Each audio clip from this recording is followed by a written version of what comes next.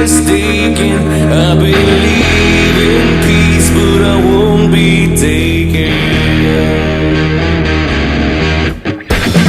I will not submit to authoritative man. I'm ready to die, but not for a lie. See the signs appear. It's gonna happen here. This is Liberty Underground with Alex Snicker, Danielle Alexandre, and Greg Bowen on the 1787 Radio Network. Well, good morning, Tampa Bay, St. Petersburg. To everybody down in the Keys that can't use Uber anymore, this is Alex, co-host, Liberty Underground, along with me. Well, let me first off say that Danielle is not going to be able to make it in, at least for the beginning of the show. May see her later on. She had an event this morning she was required to attend, but she may be back. But in studio with me is a man as constant as the Northern Star. A gentleman that, there's a place in this world called the Sinister. And in this place, they have a paper, rock, scissors contest. And the winner of this is the Prime Minister of the Sinister, and the 2015 winner of the Paper, Rock, Scissor contest in the Sinister, who is now the Prime Minister of the Sinister, is Greg Bowen. Greg, how are you doing, sir? Spectacular. Happy for my victory. Did it hurt your hand? Did you get carpal tunnel because of that? Because I heard it was like a 35-hour thing. It hurt a little bit crushing all those scissors with my rock, but... That was your move, huh? Yeah. Your move was to eventually get to the rock. Yeah. Well, that's how you win, because even if they have the paper, then you just turn the rock into a punch, and you knock. So violence is allowed. Absolutely. It is the Sinister. It's kind of like a shoot fighting paper, rock, scissors. Huh? It is. There's no work. Wow, that's amazing. I'm glad you made it out. I'm glad you made it out, man. Yeah, we do it stiff, man. We do it stiff. Always a good time. That's what she said. Always a good time. There's a lot that actually happened this week.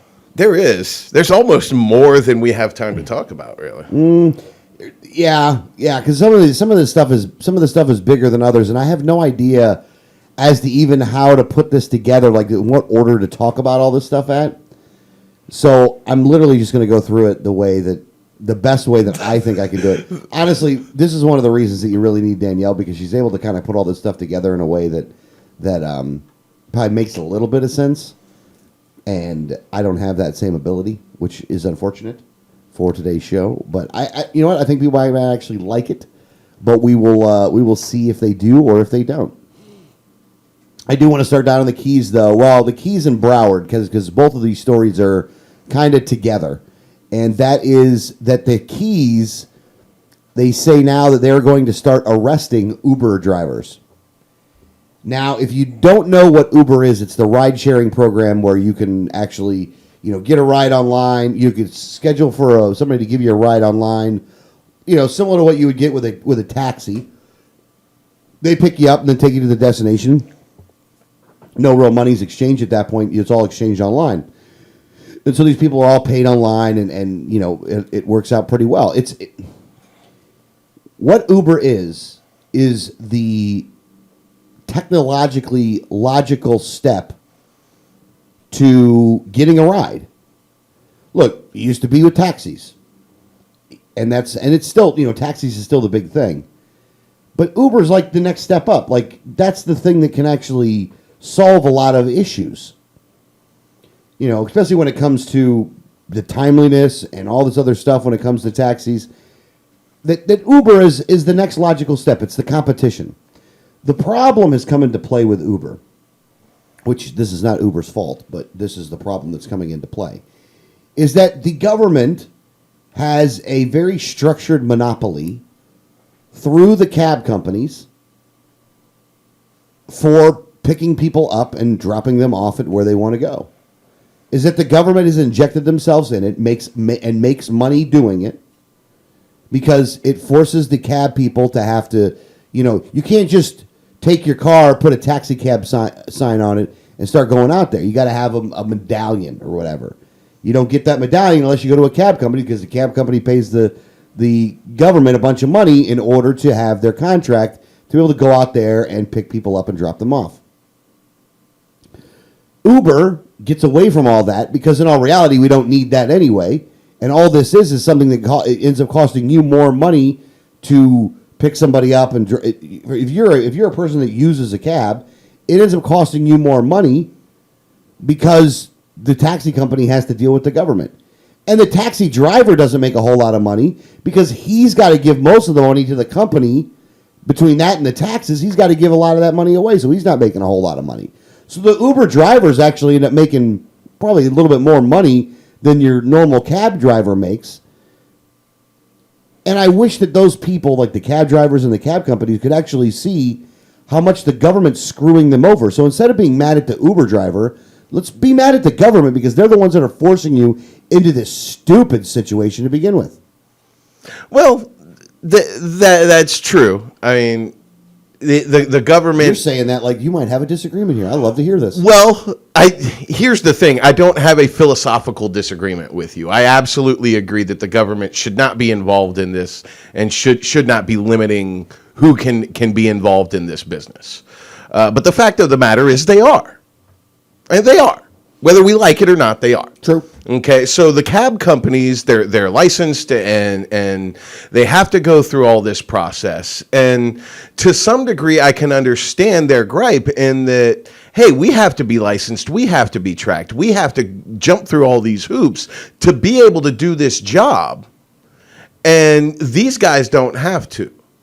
And we're trying to do everything above board and do what the government tells us to do to be able to do this work. And these guys are not. And they're undercutting us. And you're absolutely right. The Uber drivers make more money doing this because they don't have as much cut to have to give to the government and to the company that they're working for and all of that. So the cab drivers are seeing this as, well, we're trying to do everything the government says. We're paying for our licenses. We're doing what we have to do. And these guys aren't. And of course, the government is going to side with the people who are in lockstep with them. Giving them money. Yeah. They're not going to side with Uber. They're siding with the people that are giving them money, though. Well, you have to. That part. Well, no. My point is, it's not just money; it's obedience. Yeah. Okay. Okay. Yeah, that's what I said meant. Okay, you're right. No, they are right. siding with the people who are lockstep with them, who are obedient, who are doing as they're told, and giving up their money and following their regulations. So of course the government's going to side with the taxi drivers, right or wrong. I mean, this is not an unpredictable situation. I knew this was going to happen last year when we were talking about Uber. Eventually, the government's going to catch on and get involved in this. And part of the reason for that is what was happening with taxi drivers and basically transportation services before all this licensing happened is happening with Uber drivers. People are ripping Uber drivers off. Uber drivers are ripping their fares off. There are a lot of people reporting problems with Uber, and they're asking the government to get involved. Once people start asking the government to get involved, they're going to get involved. Well, I don't think it's as many as again, I know you're not giving a percentage, but I think it's very little.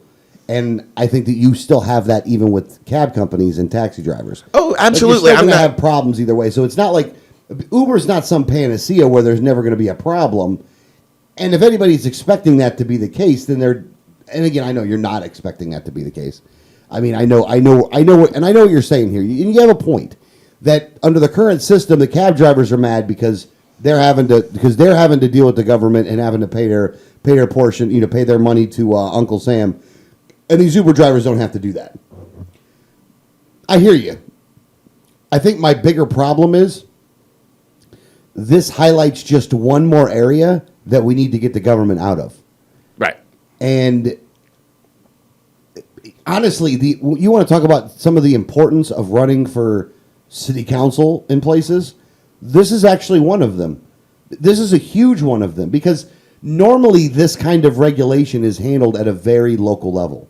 This is city council, county commission kind of crap. This is not state house, Congress kind of crap. This is the local government dealing with it. Now, the state of Florida is going to be interceding in this in somewhat of a protectionist way, but in somewhat of a positive way when it comes to Uber. But because of how bad it went last session, you're not going to see that until next year. Next year, they are going to bring it up, and you will have something done that will supersede what happens locally, which, while I'm not very happy with, I'd like to see what happens here in this situation. I mean, when it comes to like red light cameras, I actually do think that the state of Florida should impose a ban around the state to say that you can't have these kinds of devices anymore. It's so funny because when there's a ban on anything individuals want to do, we're so against it. But when there's a ban on what the government can do, we're all for it. We support the ban on the government putting in red light cameras. Yeah, no, you're right. But I will say this though, that this issues like this do fly in the face of having the local government deal with it the most.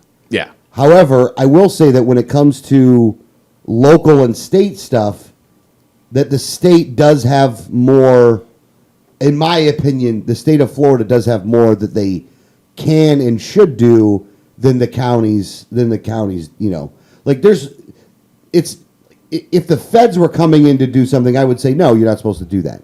If the state of Florida is coming in to do it, I give them a little bit more leeway.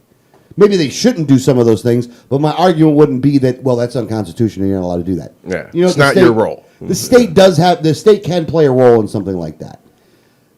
Again, I'd rather see the local governments just do the right freaking thing for Pete's sake. You know what I mean? Like, the problem is that we literally have authoritarian psychopaths at every level of government. Because basically, what happened in Miami or what happened in the Keys is they will arrest Uber drivers. Right. Arrest. Right. We're going to put you in jail for picking. Let's make sure we get this right.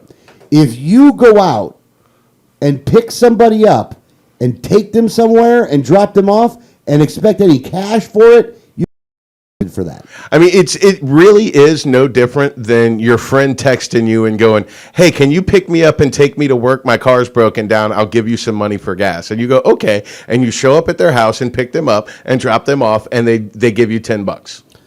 It is literally no different. You are using technology to communicate and coordinate to get a ride with somebody. Yeah. And the fact that it's a complete stranger and it's facilitated by this app rather than it being a friend really doesn't change exactly what's going on. And how can you really say it's illegal to give somebody a ride and expect to be compensated for it? Yeah, I completely agree with you. That's why things like this piss me off. If the government were as big now as it was like 100 years ago, we'd literally still have horses on the road. Well, with horses on the road, it's a completely different set of issues. With horses, we don't have DUI problems.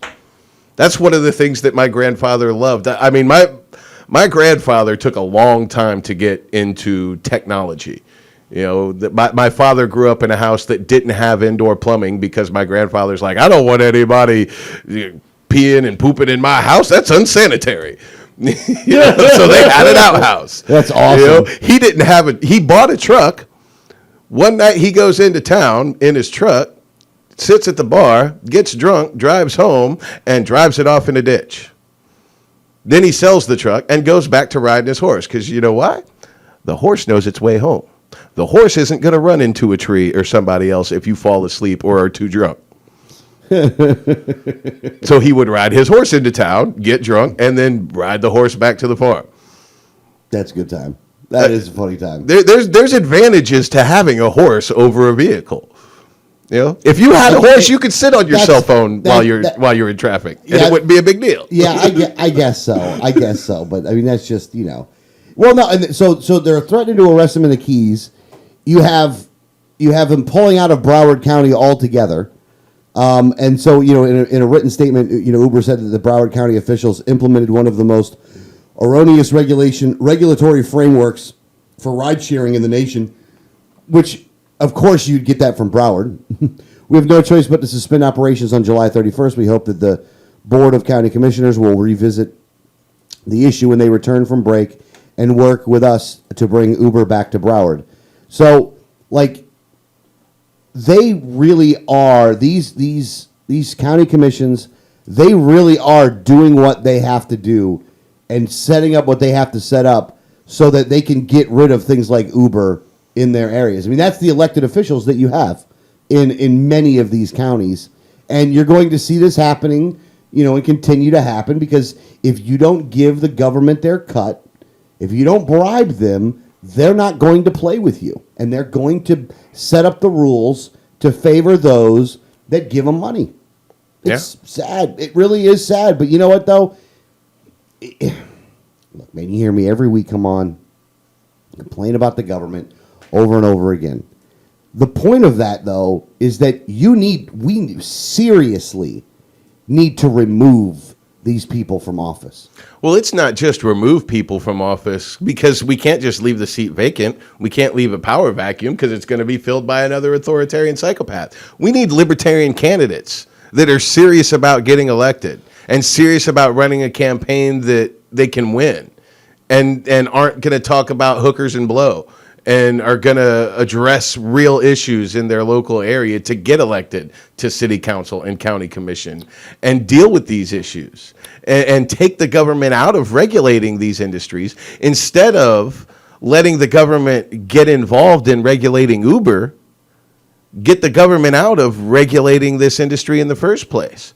Because the taxi companies, they're going to go to the government and ask the government to step on Uber the way they're stepping on them. They're not going to go to the government and say, you need to get out of regulating us. That battle's long lost, and they're not fighting that battle anymore.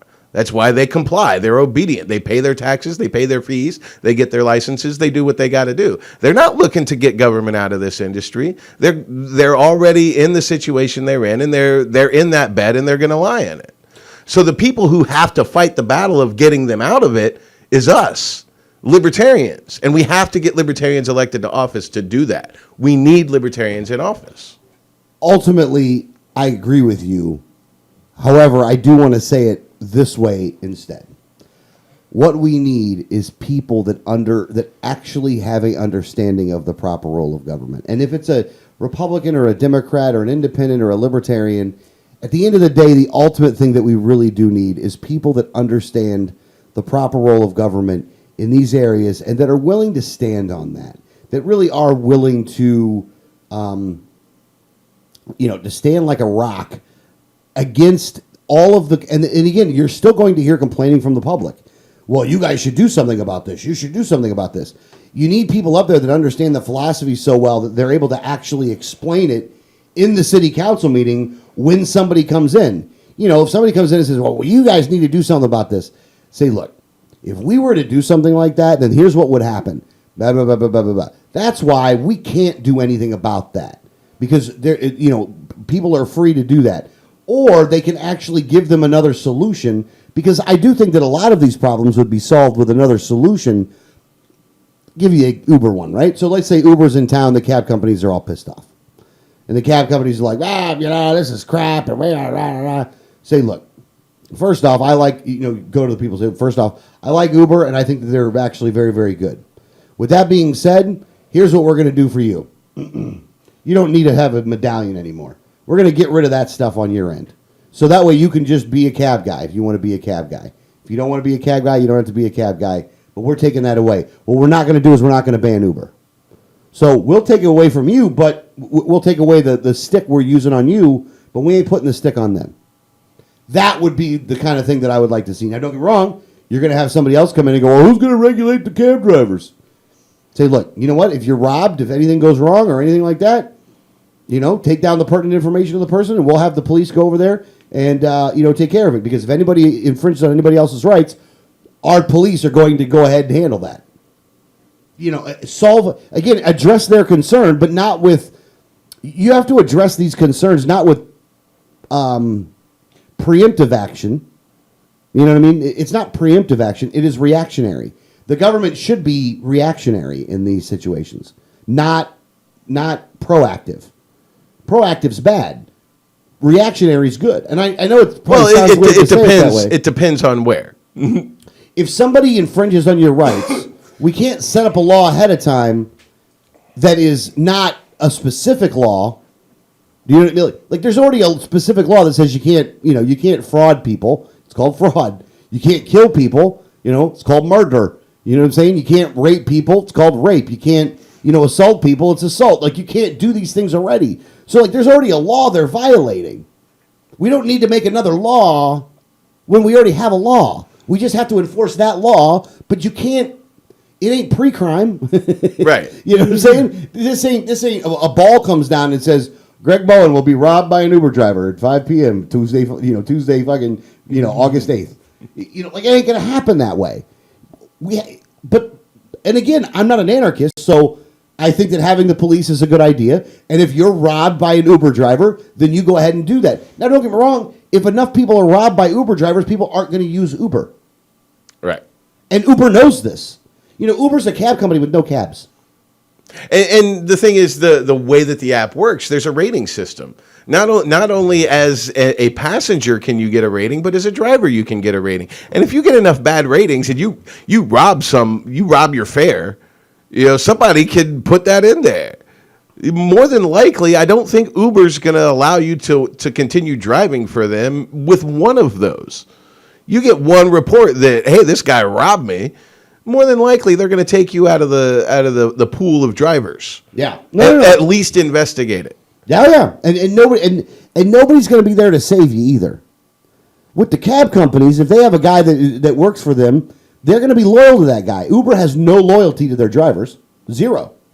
If you geek up, they're going to get rid of you. They're not going to be like, well, we know him. He's a good guy. No, they're not going to do that for you. And that's a good thing, not a bad thing. And it's something else. And this is the part that while I don't necessarily like, well, no, I do like this. I actually do. I think this is a phenomenal part. The phenomenal part of the free market is something that they call creative destruction. And it always sounds bad when you hear that, creative destruction.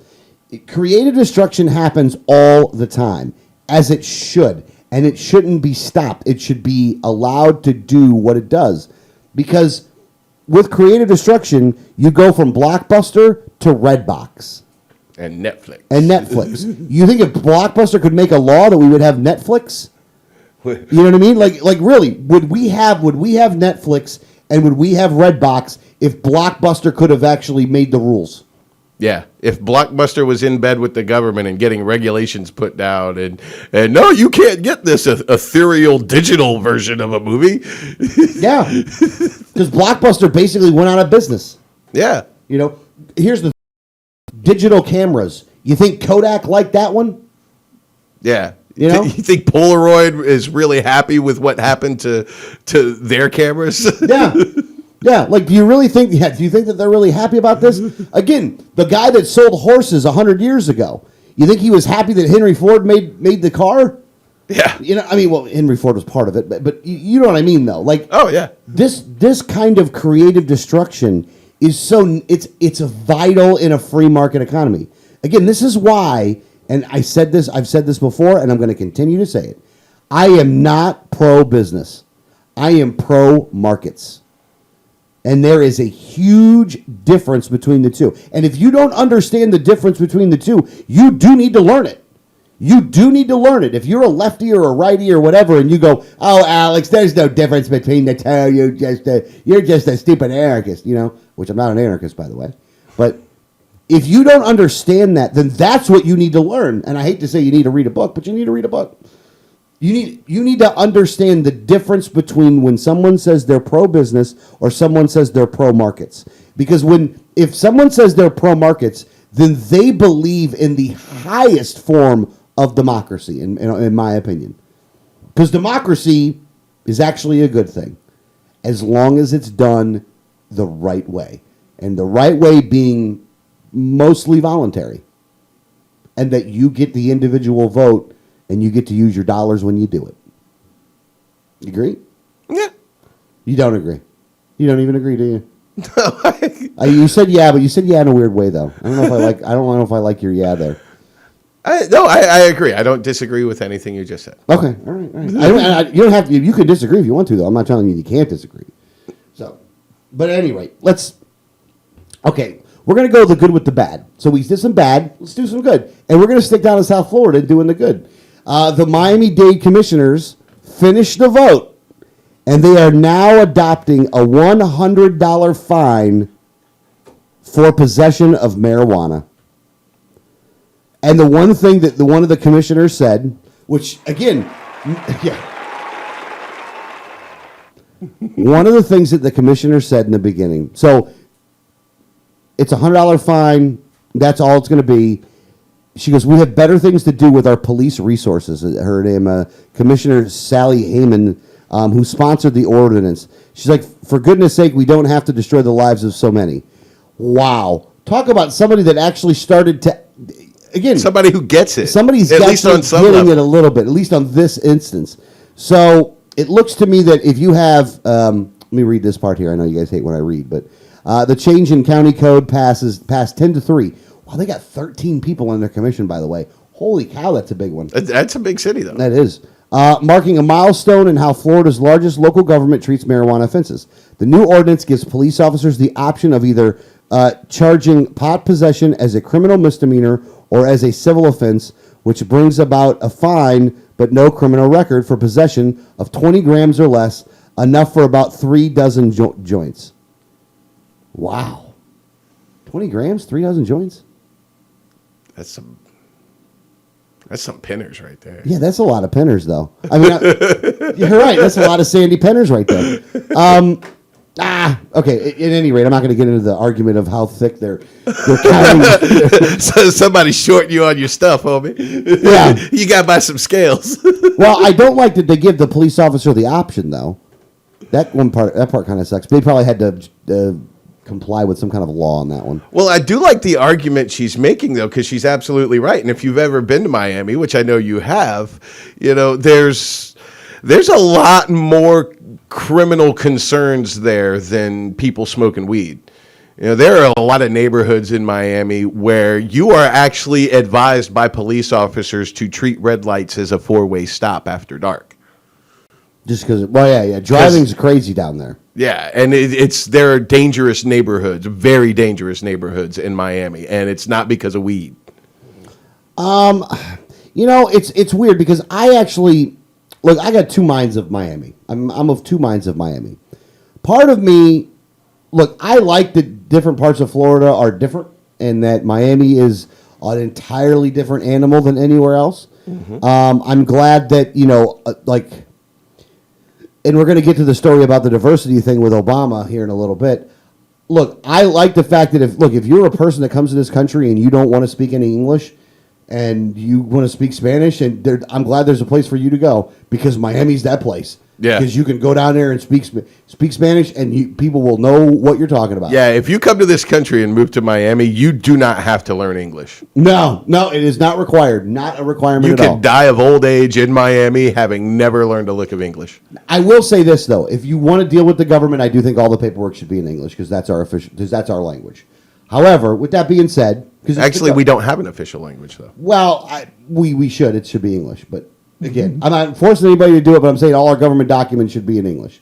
We don't need to make 50 versions of government documentation in this country, nor 2 for that instance. We need 1 version.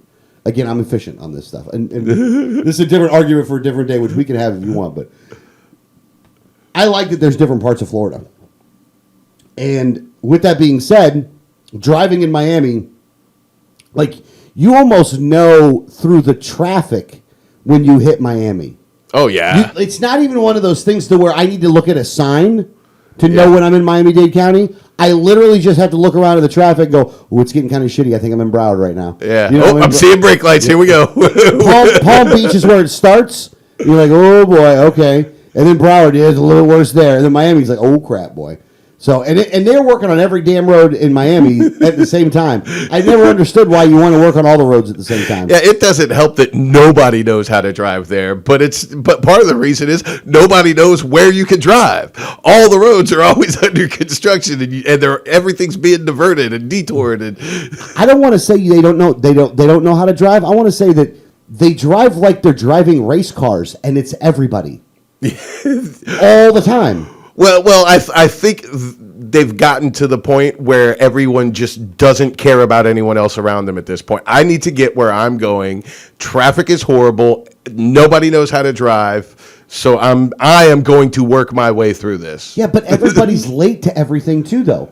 Like people talk about Miami time, like it's 15 to 20 minutes after the actual times you're supposed to be there. Right. So if you're meeting somebody at like 9 a.m., let's just say, they'll probably get there at about 9:20. But if they're getting there at 9:20, then why are they driving so damn fast? Like, why don't you just leave when you're supposed to? Because otherwise they'd be there at 9:45. Yeah, that's a good point, by the way. So Miami-Dade. So let me get back to this story. So Miami-Dade adopts this this new thing, and I think that marijuana should be completely legal, and I think all drugs, as a matter of fact, should be completely legal. I'm not a person that would be in support of.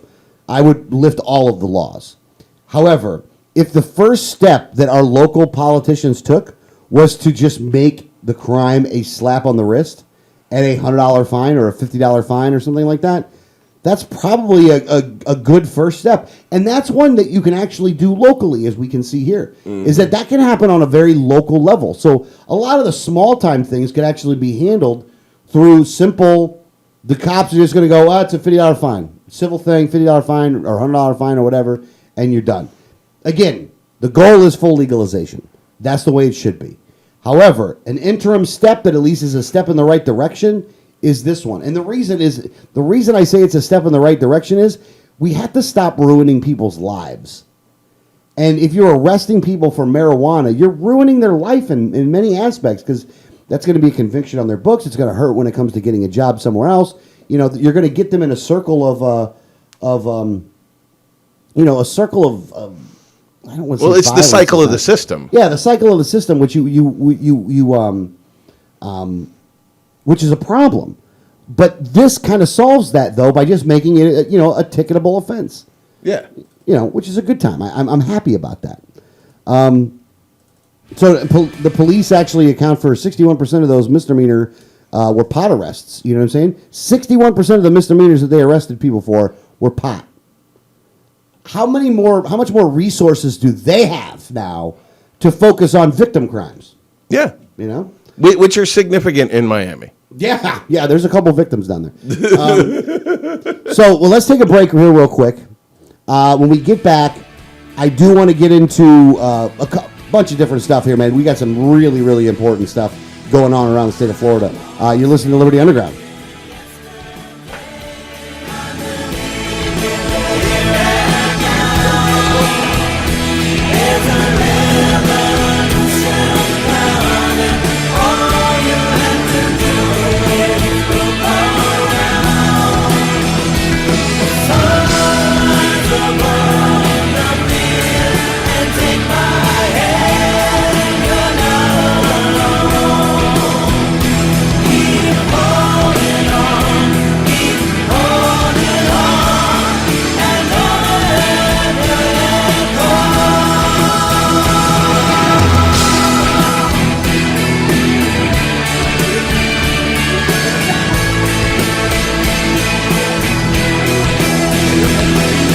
Hi, this is Gary Johnson, and you're listening to the 1787 Radio Network. For many years, libertarian candidates have been up against the political machines of the Democrat and Republican duopoly. Libertarians in Florida needed a machine of their own, and now they have it. The Florida Libertarian PAC was created to support principled, professional candidates here in the state of Florida for local and statewide offices. We are committed to seeing a libertarian victory in the state of Florida. We need you to make that a reality. Visit FloridaLibertarianPAC.com to get information on how you can see a libertarian victory in Florida. Political advertisement paid for by the Florida Libertarian PAC, not in conjunction with any candidates or candidates committee. Liberty starts with a like. Facebook.com/Liberty Underground. If you received a ticket in Florida, contact Oropesa Law Offices, 800-774-9883 or TackleMyTicket.com. Attorney Oropesa understands the stress associated with being charged with a traffic ticket. In many non-criminal ticket cases, there may be no court appearance, no points, and no traffic school. Attorney Oropesa handles criminal violations, DUI, and license suspension matters. Don't face these serious legal matters alone. Initial consultation is free. Call now and you will be advised about any potential defense, constitutional rights violations, the possibility of having your driving privileges restored, or preventing a suspension from going into effect. If you've been classified as a habitual traffic offender, have a driver's license suspension matter, or a pending DUI case, call Oropesa Law Offices now so you can be advised about your particular case. Call 1-800-774-9883 24 hours a day, 7 days a week, or visit tacklemyticket.com. Main office in Pinellas County and serving all of the Tampa Bay area. Find out more at tacklemyticket.com. Mention Liberty Underground and get 25% off. You know Going Postal offers shipping with UPS, FedEx, and DHL International, and they're a full-service post office. And Going Postal is not just your one-stop shop for shipping. They offer copying, laminating, faxing, packaging, and they even have a notary public service. Visit our friends at Going Postal at the following convenient locations: Palm Harbor at the corner of Tampa Road and County Road 1 in the Sweet Bay Plaza, St. Pete on 66th Street just south of Tyrone Boulevard near Publix, and be sure to visit their newest location at 35595 US 19 North at Alderman Road next to Publix in Palm Harbor. When the unthinkable happens, it doesn't matter if you save money in 15 minutes.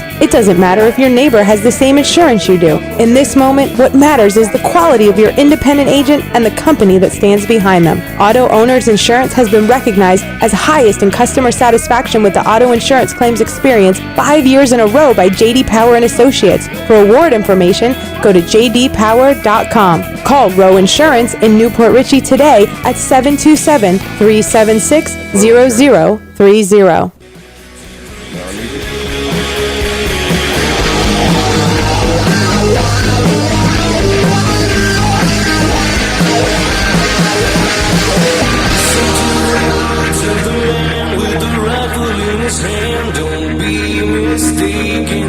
All right, we're back. Liberty Underground, 787 Radio Network. If you would like to call the program, the number is 1-800-525-4032. 1-800-525-4032. Joining us in studio now is a woman who is not the Prime Minister of the Sinister. She did not even participate in the Paper, Rock, Scissors marathon contest that got Greg to become Prime Minister of the Sinister. I'm sure she could have placed in the top 10 now. I'm sure she could have done well. Danielle Alexandre, how are you doing? I'm doing well, although I'm just getting into studio now, and I realized that your mess from last week has now crept over into my area. Yeah, it did. It did. I'm sorry. Like, I can't even get to my mouse because you have paperwork on top of my mouse pad. Hand me the paper. I'm going to hand this over to you. My computer was not on. I do have to say that I do a lot more setup for you guys than you do for me. Because I came into like a paperwork explosion in my area. My computer's not on. You guys come in and I try to have everything on for you. Do you need something to drink before we go on? I get nothing. I'm very upset with this. Well, Sorry, Danielle. I'm sorry you feel that way. No, I'm only kidding. I don't I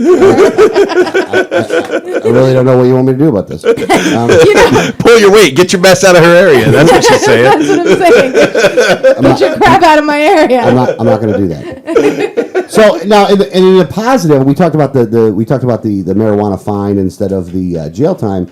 It looks like that is spreading somewhat, where Broward is now looking into it. Mm-hmm. And I think if you go to your local city councils, and this is another reason to go local, like go to your local city councils, know all the information of the ordinance that they passed in Miami-Dade County, and ask your local city council to get this passed in your county.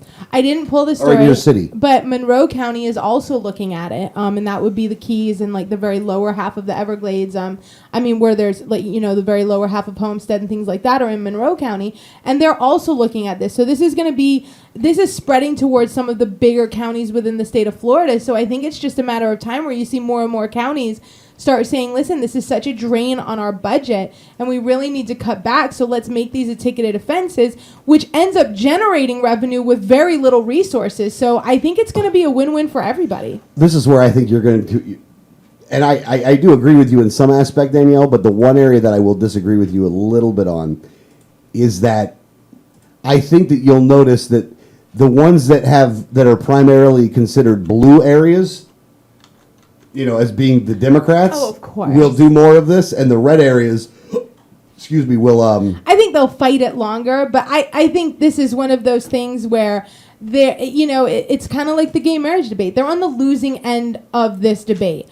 So while they may hold on to their little, no, we can't do this, and they may, grip tighter, eventually, it's just going to move this way, because even in their own, even on the right, even within their own party, 70 to 80% of people all over don't believe that people should be in jail for marijuana possession. So that means that that's a large amount of Republicans. It's a large, almost all of the Democrats. It's almost all the MPAs. It's almost all people. Out of 10 people, 8 of them believe that nobody should be in jail for marijuana possession. So, the politicians may hold their grip and hold a little tighter, but this is just an idea whose time has come, and their grip is it's gonna fall through very quickly, because this is just something that needs to happen, and it will happen because the people they want it. They don't want people in jail and lives ruined for marijuana possession. That's all there is to it. Yeah, well, I hope you're right. I really do hope you're right. Something else that was proven unconstitutional in the state of Florida was the gerrymandered districts. Oh, we knew that already. Oh, and anyone who didn't know that this was coming just hasn't been paying attention. Yeah. When you look at how some of these districts were drawn, they were drawn, and you'll notice that you have districts that are just blocked out.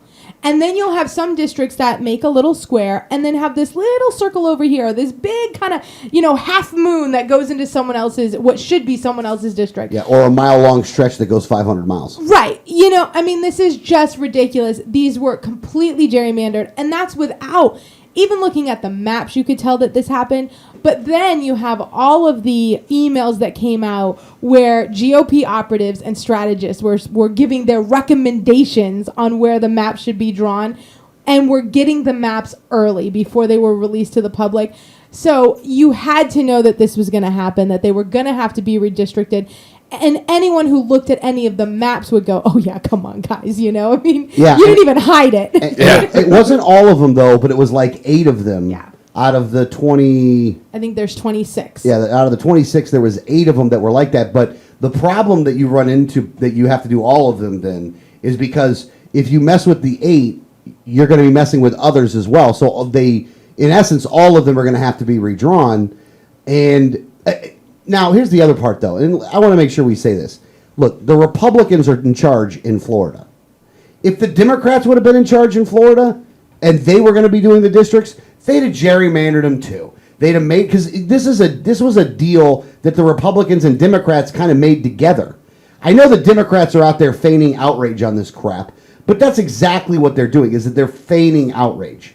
Instead of, being legitimately concerned with, the fair district thing, part of that was the Democrat grassroots that were doing it, but the politicians say, oh yeah, we're all for it, but they're only saying they're all for it because they don't have any control over it.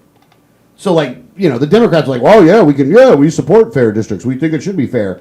If they were in charge, they'd be like, no, they're fair. There's no problem here. So it's now been proven that the way the lines were drawn were unconstitutional, that they didn't go with what the fair districts thing was. So now they're going to have to redraw them. But what happens is now that people that are asking for a people now want to have an independent commission that wants to deal with it, which I actually think is a good idea. But I want to read something here, because this was a comment or something that was said by Representative Dwight Dudley, who's down in... he's in Pinellas. He's in Pinellas County. He's a Democrat. And he says, Dudley says that an independent, bipartisan commission to redraw congressional and legislative districts every decade would allow for bypassing the corrupting influence of the legislature. Okay. There is a big difference between the word independent and bipartisan. Yeah. They don't match. Not even a little bit. Not even a little bit. I support an independent commission, but not a bipartisan commission. Because a bipartisan commission is what we have with the Commission on Presidential Debates. You haven't had somebody in there other than a Democrat or Republican since Perot. Well, when you say the words, we're going to have a bipartisan, that means that the compromise is going to be like, yeah, we'll let you Democrats protect that district here as long as you allow us to protect this district up here. Exactly. And that's what's going to happen. So I think there does need to be an independent party that draws these maps, ones that don't have any interest in who wins in any district. But when you let the political parties or the Florida legislature, they're going to draw the districts that best represent what they want the outcome to be, and that's just human nature because they have an interest in the outcome. But let's have an independent board do this, one that has no interest in the outcome, who could care less who wins anywhere, because they're going to draw it according to population and what makes sense. Well, and this is the one part that I'll say that let me clarify on what I would like to see. I want them to draw it based only on population. That race, socioeconomic condition, all that other stuff should not be utilized. There's only two factors they should be utilized: population and current political lines. And what I mean by that is like counties, cities, precincts. If you got to go, because you do have to even go that low Right. into it, where it be precincts.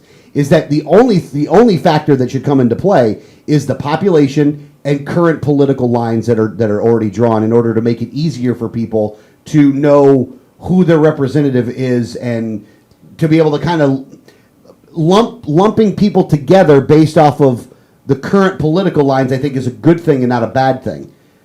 So those are the two factors that should come into play. It should not be race. Race should have no factor in that whatsoever. And they do that. The fair district thing actually does take into account on that stuff as well. And well, no, I don't think it does. No, it doesn't. It takes. They just do it on their own like that. They do it on their own, and what the fair districting does is population centers and the current line, so that you don't have half a precinct in one congressional district and the other half in another. Because if the precinct isn't, voting is in one building, that makes a nightmare. And they should start doing. It's silly that sometimes you have, almost like a gap. Like, okay, the district is cut off here, and then 3 blocks it picks up again. That doesn't make any sense, and they're not supposed to do that, and they are doing that. But I think that I think that it needs to be done independently. I think that it has to be done by people who don't care about the outcome. Yeah. What do you think, Greg? Where are you at on this? No, actually, I totally agree with Danielle on that. In that this needs to be done by people who don't have a vested interest in the result. Yeah. To ensure that it's going to be done correctly and the way that it needs to be done. Here's my question for both of you on this, though. Okay, let's say we were going to do an independent commission. How do you make that commission up? Silence. I think that you would make it up with people that do not districting, but someone who that does kind of that maybe even researches populations and how those split up, but ones that are not involved with a political party, not involved with any candidates, not involved with anything that has to do with politics, but that their profession just happens to be able to look at population centers and, where those population centers are and be able to draw the lines. I mean, there's plenty of... How are they selected? I think that an independent commission set up by the state or whoever is in charge of these. I mean, because this is part of government. This is a role of government to kind of determine these districts. So it does fall on their shoulders to make sure this gets done. I don't necessarily think that the members of that commission that are coming up with these answers need to be those same congressmen and state senators that are going to be running for office in those districts, because they have a vested interest in this outcome. So who picks them? Well, the people who pick them is ultimately going to have to be those state legislatures, but the people who are on that commission should not be those state legislatures. And I'm okay with the state legislators picking them, as long as there's very strict parameters that if it's found out that someone was chosen that has any ties to any political organization, candidate, party, then that's an ethics violation on both sides. That people are punished for doing that. I'm okay with the Florida legislature picking them, as long as they're picking them under very strict parameters. All right, yeah, it's interesting. And again, we are really going hyperbole on this one. I think that's the right word I'm using, because the state legislature that we currently have right now is never going to give it up. Like I really don't think that we'll never get. We'll never get the right people in. Well, I wouldn't say never, but with the current makeup that we have right now, this is not going to happen in any kind of a fair way, because this is one power that neither the Democrats nor the Republicans actually want to give up. They both like the power. The only reason the Democrats are bitching, by the way, is because, they're not in charge. Right. That's it. There's no other reason for it other than they're not in charge. And not even all the Democrats are bitching because you know what? Corinne Brown ain't bitching. Right. That woman ain't bitching because you know what? They carved out the district for her. For her. And that's what they do. They were, they carved out. Listen, they looked at Southeast Florida and said, "Well, that's a wash. So let's carve out those districts so that the Democrats are really safe in those districts because we're not going to win them anyways. So let's give them that so that nobody complains." Well, and what they did up in Jacksonville is they gave Corinne Brown Jacksonville. Right. But then what they did is they took a little stretch, a little line, and went down hundreds of miles, or like 150 miles, and they gave her that too. They tried to put all the black people in one district, basically. So that they don't have to deal with those people in another district. Yeah. So they don't have to deal with them in another district. Because they're like, Corinne Brown isn't going to lose, so let's just give her everyone who would vote for someone else in another district so that they can all just be happy with Corinne Brown. And that's what they do. They do make, even though it's a Republican-led legislature, some of these districts that are gerrymandered to help the Democrats, but that's so that it will help the Republicans in another district. Well, yeah, because it's a 3-to-1 deal. Is that Right. if you can put all of them in one, if you can put all the ones that will vote for Corinne Brown in one, then there's 3 districts that don't have to deal with that now. And I actually think that the Republicans are doing this at their own peril. Like, you want to know why Obama won and on statewide races, like statewide race for the Republicans will win, but there's some that will lose, and Obama won that election. One of the reasons is they've gerrymandered the district so bad that no Republican is going out into those other districts to try to earn any votes because they think they got no shot in getting it done. So, if all those people if people are moving into those areas, there's no Republican that's even trying to go after those votes. This is where libertarians should be, ruling the day. Look, libertarians should, and again, own's not the right word for it, but libertarians should have the black vote. Because you want to talk about a grouping of people that have been oppressed by government that should understand the problem? It's black people. And it's not even like historical oppression, like bringing up slavery or anything. It's right now. I mean, it's right now. We talked about this before when we were doing our outreach into those neighborhoods in Pinellas. It was very easy to get people on board with what we were saying because I'm standing there on a street corner with them, and I'm like, "Look at your roads. Look at your neighborhood." The rich areas down on the beach have no problem getting a road crew to fix their roads. There's plenty of money for all kinds of projects down on the beach and in the rich areas, but your neighborhood is ignored. Look how everything is dilapidated, and it's not because you guys are black or you guys are poor or whatever anybody wants to levy against you. It's because they're funneling all the money over to the other neighborhoods, to the people who donate to campaigns and all that. Yeah, no, you're absolutely right. It really is an easy sell. We just got to have the courage to go out there. Oh yeah. And that's only one part of the multitude of problems that are going on right now. Because how many of those people in those neighborhoods can't even vote because they got a felony and they won't give them their rights back? Well, yeah, that's what we run into more of a problem because we love those areas. I mean, and you and I both, when we'll get like a walk list, we want the walk list in the dilapidated, poor areas. We love those. Hell areas. yeah, I love those. It's my favorite place to go. I'm not scared or nothing. Them are my people, man. I feel much more comfortable. I'm more comfortable walking through those neighborhoods than the rich neighborhoods. Absolutely. So when we've done precinct walks, we ask for those lists. Like, give me that list. Yeah, I want the hood, man. Give me the hood. But I'm good with that. You know why? Because some people actually get scared in the hood. I don't get scared in the hood. No, because I you don't know what, either. man? Honestly, if you walk around and you don't act like a dick, you'll be okay. There ain't like they're not coming out going, "Oh, there's a white person, let's get him." You know what I mean? I mean, honestly, they'll talk to you. Now, some of them won't talk to you because they think you're the police or something. But remember that one time that we were walking in one of those neighborhoods? Yeah. Well, I know that I was walking with Alex, and we walked up to a guy. I swear that guy was selling crack. He's standing there on that street corner, on his phone. I swear he was selling crack. And we walked by and we're talking to him, and he's like, "Yes, sir, no, sir." Being polite, using manners, treating us with respect. And I'm like, I don't care what he's doing. I don't care. Yeah, he's probably selling crack, but he's treating me with respect. We're treating him with respect. No problems. And how many nicer neighborhoods have you gone in and people have been absolute jerks to you? Oh, yeah. It happens. So no, Oh, yeah. I love being in those neighborhoods, but and our biggest obstacle is not that we don't have the right message, is that most of them is that a larger portion of them can't vote. Yeah. So you end up at someone's door and they're like, I've been here 10 years ago. Well, and while that's true, you still want to go there because in that household, there's one person that can't vote and one person that can vote. Right. And you want to tell the person that can vote that what we stand for is that we want to make sure that those rights are restored so everybody can vote in here. And I think, look, we have to do a much better job of that. And not only that, though, but we have to get more. Okay, I can't believe I got to say it this way, considering the other story I'm about to tell, is that as a party we got to get more diverse. I'd rather a black person walk up to their door because it'd be easier for them to be like, well, They would it's a black- identify better. Well, yeah, it was not like some carpetbagger that I would be being in there because technically, that's what I'm doing. Don't get me wrong, I live in my own hood up in Pasco. You know what I mean? And to be honest with you, this hood's getting a lot more racially diverse anyway, though. And I love it. Oh yeah, I got no problem with it at all. Like I think it's fine. Again, look, my neighbors are my neighbors. I don't really care.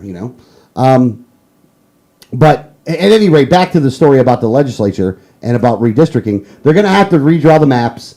It looks like they may do all of them, not just the congressional maps.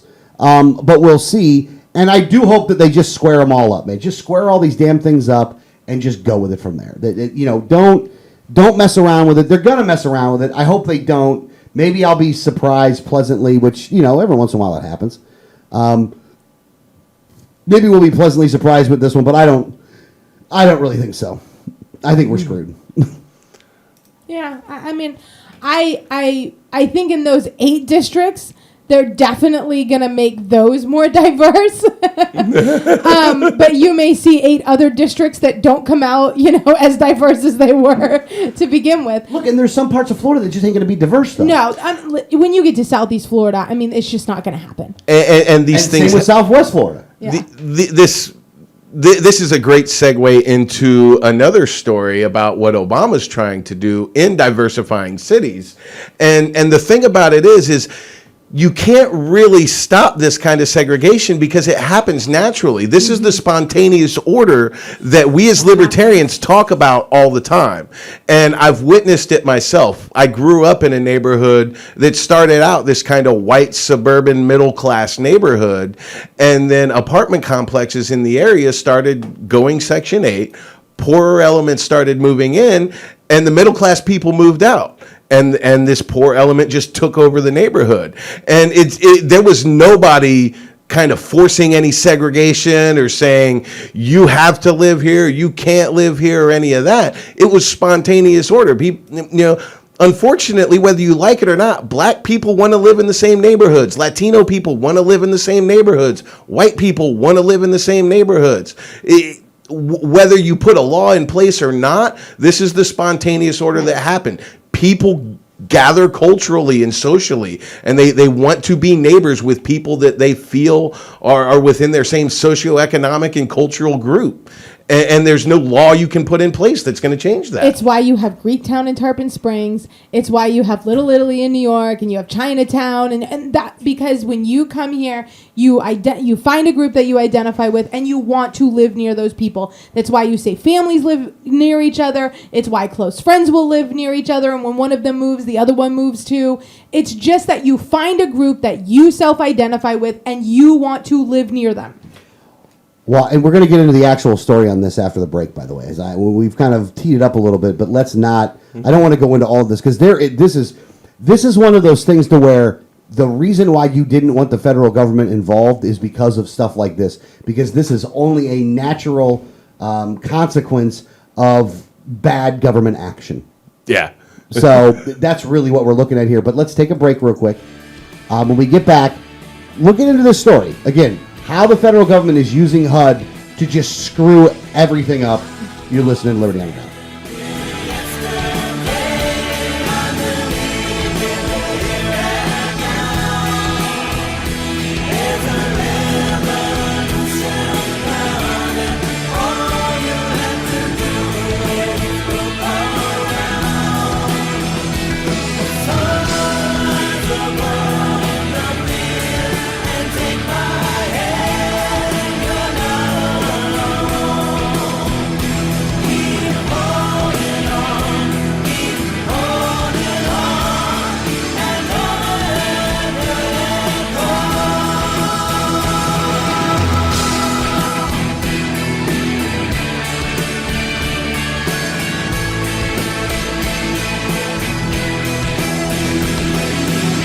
is Gary Johnson, and you're listening to the 1787 Radio Network. For many years, libertarian candidates have been up against the political machines of the Democrat and Republican duopoly. Libertarians in Florida needed a machine of their own, and now they have it. The Florida Libertarian PAC was created to support principled, professional candidates here in the state of Florida for local and statewide offices. We are committed to seeing a libertarian victory in the state of Florida. We need you to make that a reality. Visit FloridaLibertarianPAC.com to get information on how you can see a libertarian victory in Florida. Political advertisement paid for by the Florida Libertarian PAC, not in conjunction with any candidates or candidates committee. Liberty starts with a like. Facebook.com/Liberty Underground. If you received a ticket in Florida, contact Oropesa Law Offices, 800-774-9883 or tacklemyticket.com. Attorney Oropesa understands the stress associated with being charged with a traffic ticket. In many non-criminal ticket cases, there may be no court appearance, no points, and no traffic school. Attorney Oropesa handles criminal violations, DUI, and license suspension matters.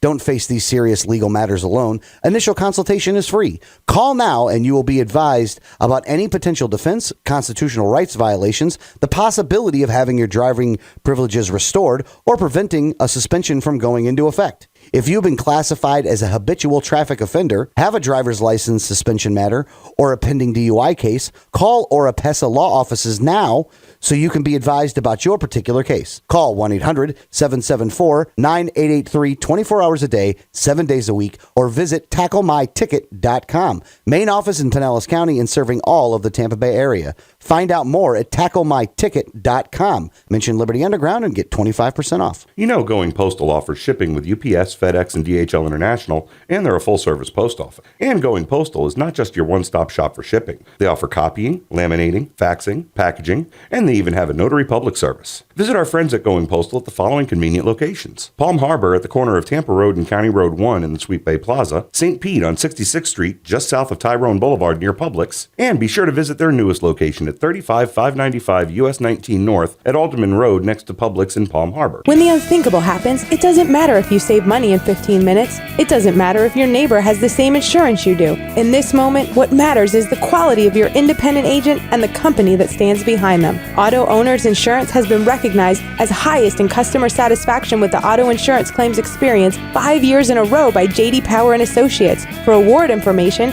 go to jdpower.com. Call Row Insurance in Newport Richey today at 727-376-0030.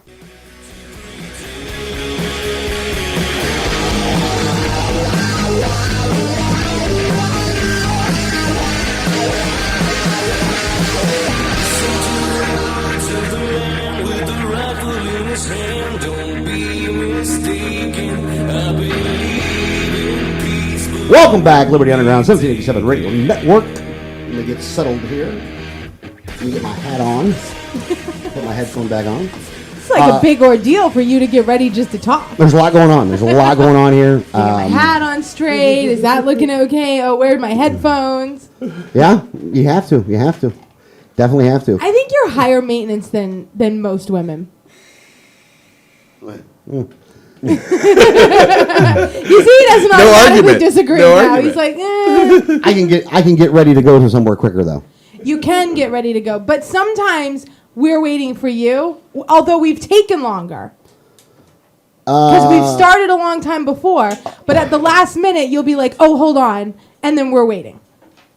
Yeah, I understand what you're saying. However, I wait until the end because it's always hard to judge when you guys are going to be ready, though.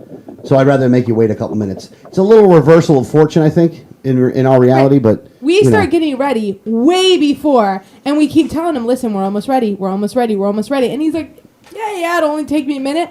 And then we're ready, and he's just starting. Yeah, that's true. That's true. On the line with us, though, is a gentleman that needs no introduction if you listen to the show regularly. But you're going to give him one anyway. But you're going to get one anyway. His name is Brandon. He also did not participate in the paper, rock, scissors contest, even though I do think Brandon also would have made the top 10. I think he's probably got some good skills in that department. But Brandon Jones with the Global Dispatch. Brandon, how you doing? I'm very blessed. How's everyone in the Liberty Network universe? We're doing all right, brother. We're doing all right. I think my wife is the champion in rock, paper, scissors because she always throws a lightsaber and beats us all. It's always the secret. See, that's the That's it. Jedi mind trick right there. That you can't. Lightsaber beats everything. Lightsaber does beat everything, by the way. I'll just cut your hand off. Exactly.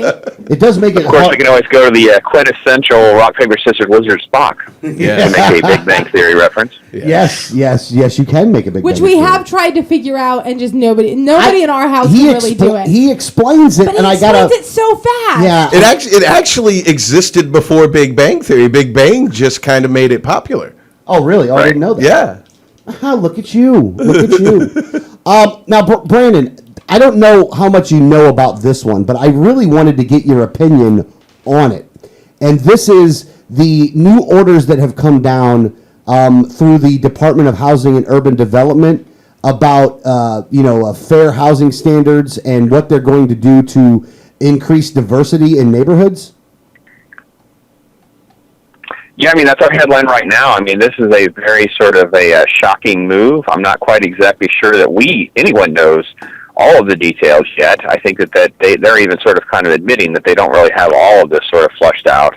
But this is a very broad, overreaching, sort of Obamacare-style move by housing that really will allow for social engineering. They'll basically try to say, well, your neighborhood is not black or Hispanic enough, so therefore you need to do X, and if you do not, you'll lose your HUD funding. Now, if you have HUD funding, you didn't get enough black people in that neighborhood. You didn't get enough black people, or in this part of the neighborhood. So there are already lawsuits in liberal states. Massachusetts, New York has a massive one where HUD has withdrawn HUD funding after agreeing to certain conditions that New York claims they fulfilled. So this is a really big, broad federal move. And of course, Julian Castro, who is nothing more than the Hispanic version of President Obama, is very much into this sort of transformation. They will use all of the hyperbole. Segregation is the word that's making most of the headlines. I don't think any of us believe there's a massive, broad, stretched segregation problem in housing in America. I think you pretty much are free to move where you want to, but the economical issues are really at play here, where this is really class warfare and a lot of social economic structuring that is going to basically be moved around, and really should be the headline. Everyone should be discussing this morning. And just because I do have a little background in getting HUD, having HUD housing and who rents from HUD housing, is that any property owner can apply to take HUD subsidies for their renters. If they have a rental property, anyone can do it. They have to meet certain criteria. So you could have a regular residential neighborhood where a couple of the homeowners has decided to rent out to HUD housing, but it's on the people who are receiving Section 8 also get to choose what home they want to be at. So if they find a neighborhood that they just say, well, that's great that there's HUD housing available here, but I don't want to live here, they don't have to go there. So it's not even that there may not be HUD homes in those neighborhoods, and it might be a case of the people who that are receiving Section 8 didn't want to live in that neighborhood. And the homeowners in the city has no control over that, because people receiving Section 8 get to choose from any Section 8 housing where they want to live, as long as it's within what they're receiving. So I think that this is kind of I think that there are a lot of HUD homes that you wouldn't even know are in neighborhoods everywhere. But it's really up to the people receiving it whether they want to live in that neighborhood or not. Well, this is also why that when it comes to departments that we need to eliminate, that the Department of Housing and Urban Development has got to be pretty high on the list, because this is the natural consequence of having the federal government involved in things like this. That this is so egregious to the local communities, and it's on all sides too. It's not even like it's a white thing or a black thing. Like I know they're putting it around race, but like, what are you going to do for an area that is 80 to 90% black? Are you going to force white people to have to live there? Like, are you going to force Hispanics to move? Like, how are you even going to do this in areas that are Miami? Let's go down to Miami. Are you going to force people to go into the neighborhoods that they don't want to live in? Like, I don't even understand how you do this without forcing people to move somewhere. Well, it's actually going to be the other way around. They're going to force the rich neighborhoods to open up their housing to the poorer people, not force the rich people to move to the poor sections. And this is where I find the problem with it, is that HUD housing pays you based on the number of bedrooms you have. And no matter where your house is and no matter how much your mortgage is, if you have 3 bedrooms, you get $825 from HUD. That's it. No matter whether you have 4,000 square feet and 3 bedrooms or 1,300 square feet and 3 bedrooms. 3 bedrooms is $825 in the Tampa Bay market. So if you buy a rental property whose mortgage happens to be $1,000 a month because it's 5,000 square feet, but you only have 3 bedrooms, you can't afford, the money isn't there. You can't afford to do it. You'd go bankrupt and the house would go into foreclosure very quickly. Well, so what they're going to do is they're going to increase the amount of money. So Brandon, on this issue, on this subject, why do you think that what do you think that the rationale is for why they're doing this?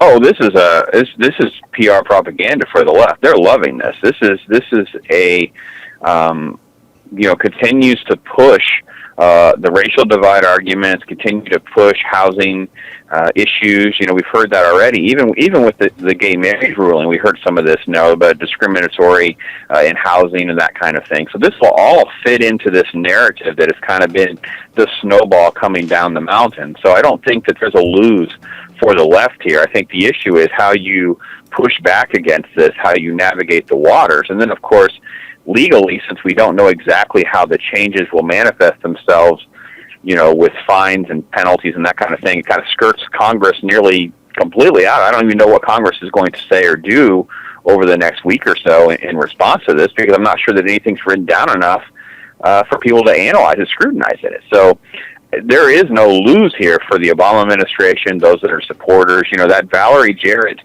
mentality of social engineering, they've been very transparent of this. They do not like the concept of having, ghettos for the sake of ghettos from the PR standpoint. They really could care less about their neighborhood. Their neighborhoods are not going to be affected by this.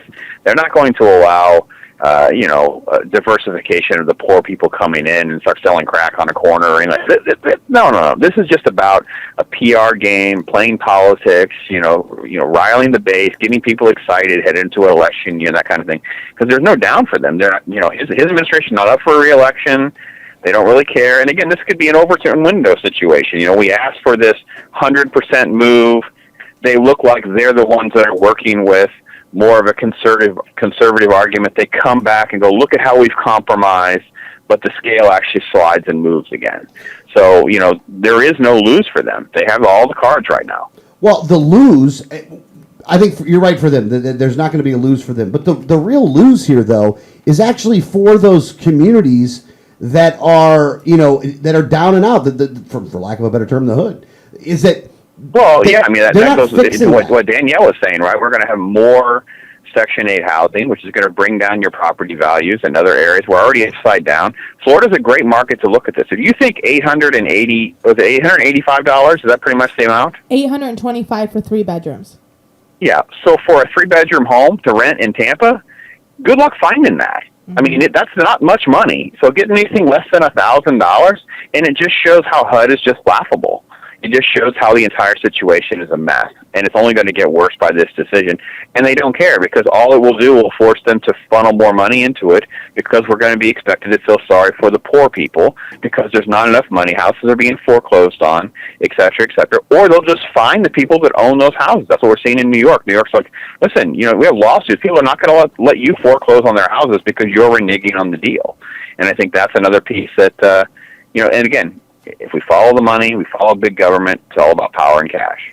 Well, it's funny that you mentioned New York, too, because New York has another problem when it came to rent control. Mm-hmm. Is that rent control has, in so many aspects, ruined parts of New York to where they, buildings aren't being fixed and all these other problems aren't being taken care of because of rent control. Not only that, but the real solution to the problem in the housing market, which would have gotten people to not only, you would have turned people that were Section 8 renters into home owners, would have been to allow the market to actually correct to the point that it needed to correct to drop the prices so low that people could have afforded to just buy these houses. Because you know what happens is if somebody owns houses, the owners of the houses take care of it much better than renters do for whatever reason. But it is the truth, and that. But the problem is not that it's a certain kind of person; it's that they own it. So if you own something, you take better care of it than if you rent something. So like they could have fixed this problem. Funny enough, the one silver lining of the crash that happened in '08 could have been this. Well, no, absolutely, and you're making it to where if you're gonna end up with people who you're gonna end up with people upside down in their homes because they can only rent it out for a certain amount, and then who's gonna choose what houses now have to be HUD because it has to have that diversity, and so which homeowner gets to lose their home because their mortgage is higher than what HUD can pay in rent, or HUD pays more. But what ends up happening is that if HUD ends up paying a lot more, let's say now they're paying $1,000 for 3 bedrooms, you're going to have someone who is going to not take care of their home, not just do bare minimum on a $300 mortgage because they want to profit more. Well, great, you raised my rent to $1,000, so I'm going to make sure that my renters get bare minimum because I want to make the most amount of profit, while someone in another neighborhood is barely even breaking even with that money. Yeah. Now, anyway, and you look. I really hope they don't do this at the end of the day. I hope that it blows up in their face. And if you want to talk about a reason why we need to make sure we get the right people up in the federal government, boy, this is a reason you want to do that, because they really do have a lot of power up there that they shouldn't have, and they're holding purse strings over people. And this is, like I said, natural thing that would happen because of this.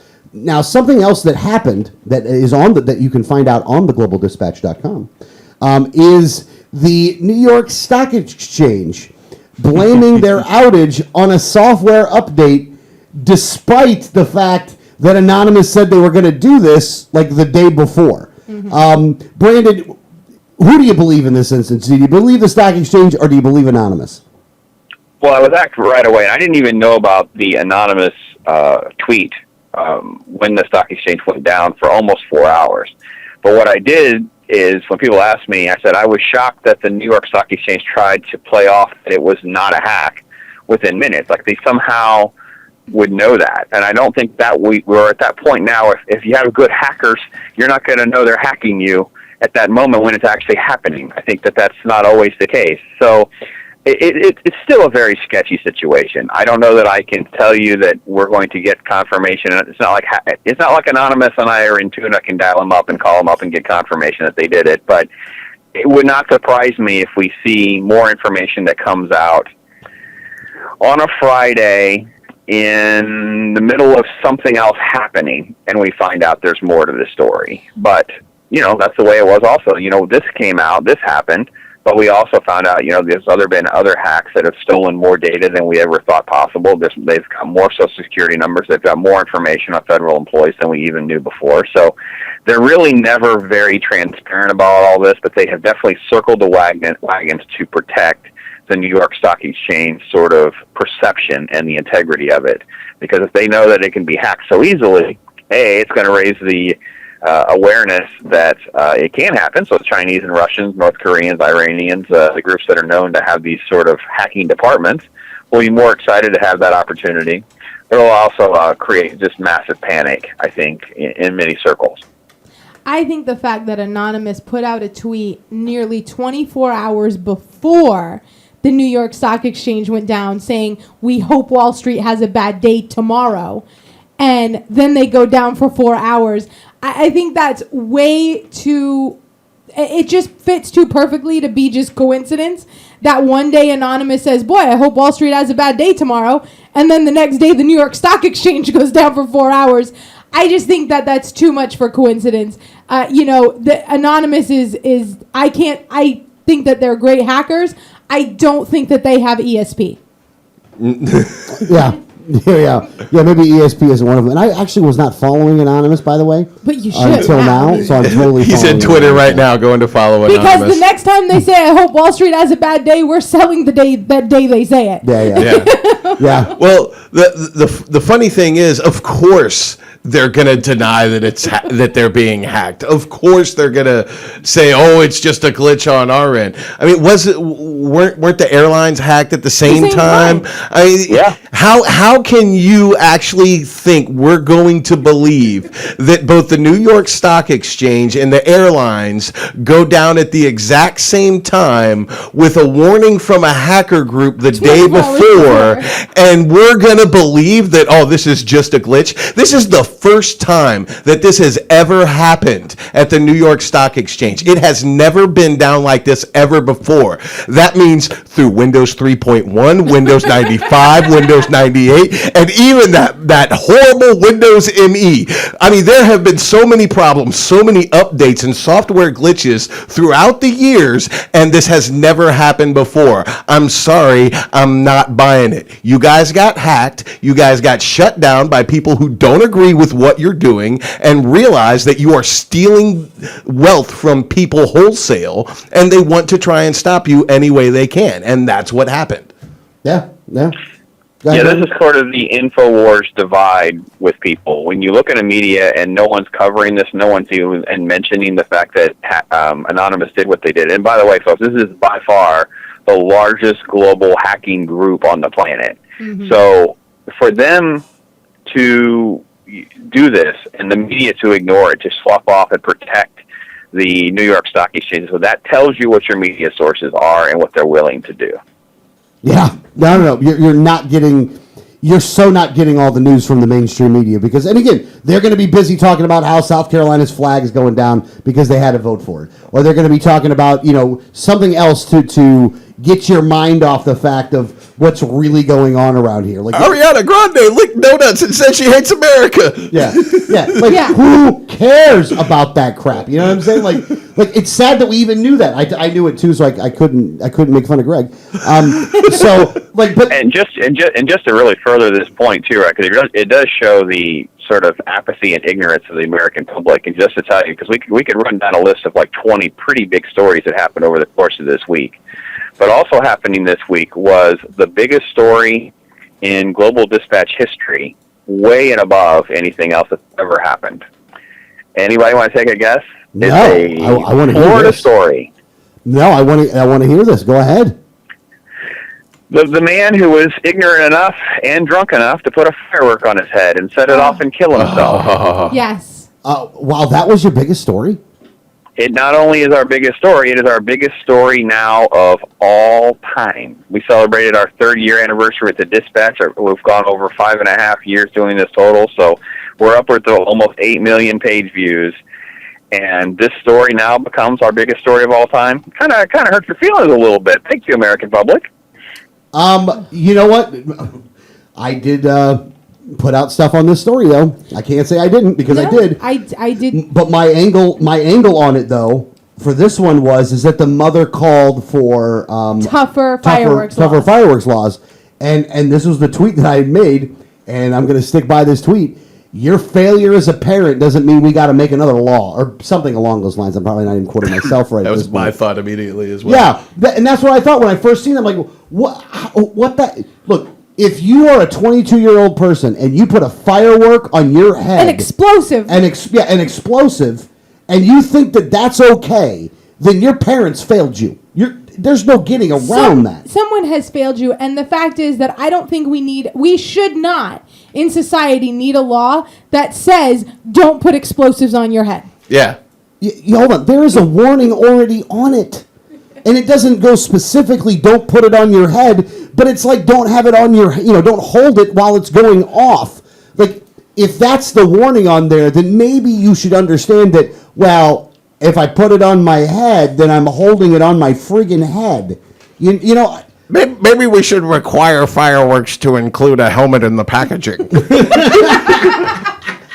Well, during an interview on this story, I really angered some groups. I says, well, now you can no longer have the gun control discussion of holding the gun manufacturers culpable or the people around them culpable when you're not going to indict his brother who was there at the drunken incident, who's seen him put this firework on his head and didn't stop this from happening, or the fireworks manufacturer and sales that did not warn him not to put it on his head. So whenever you guys try to spin that on the next gun grab conversation, just make sure we're going to come back and we're going to point out how Disney's Gaston blew his head off, and somehow we all look the other way.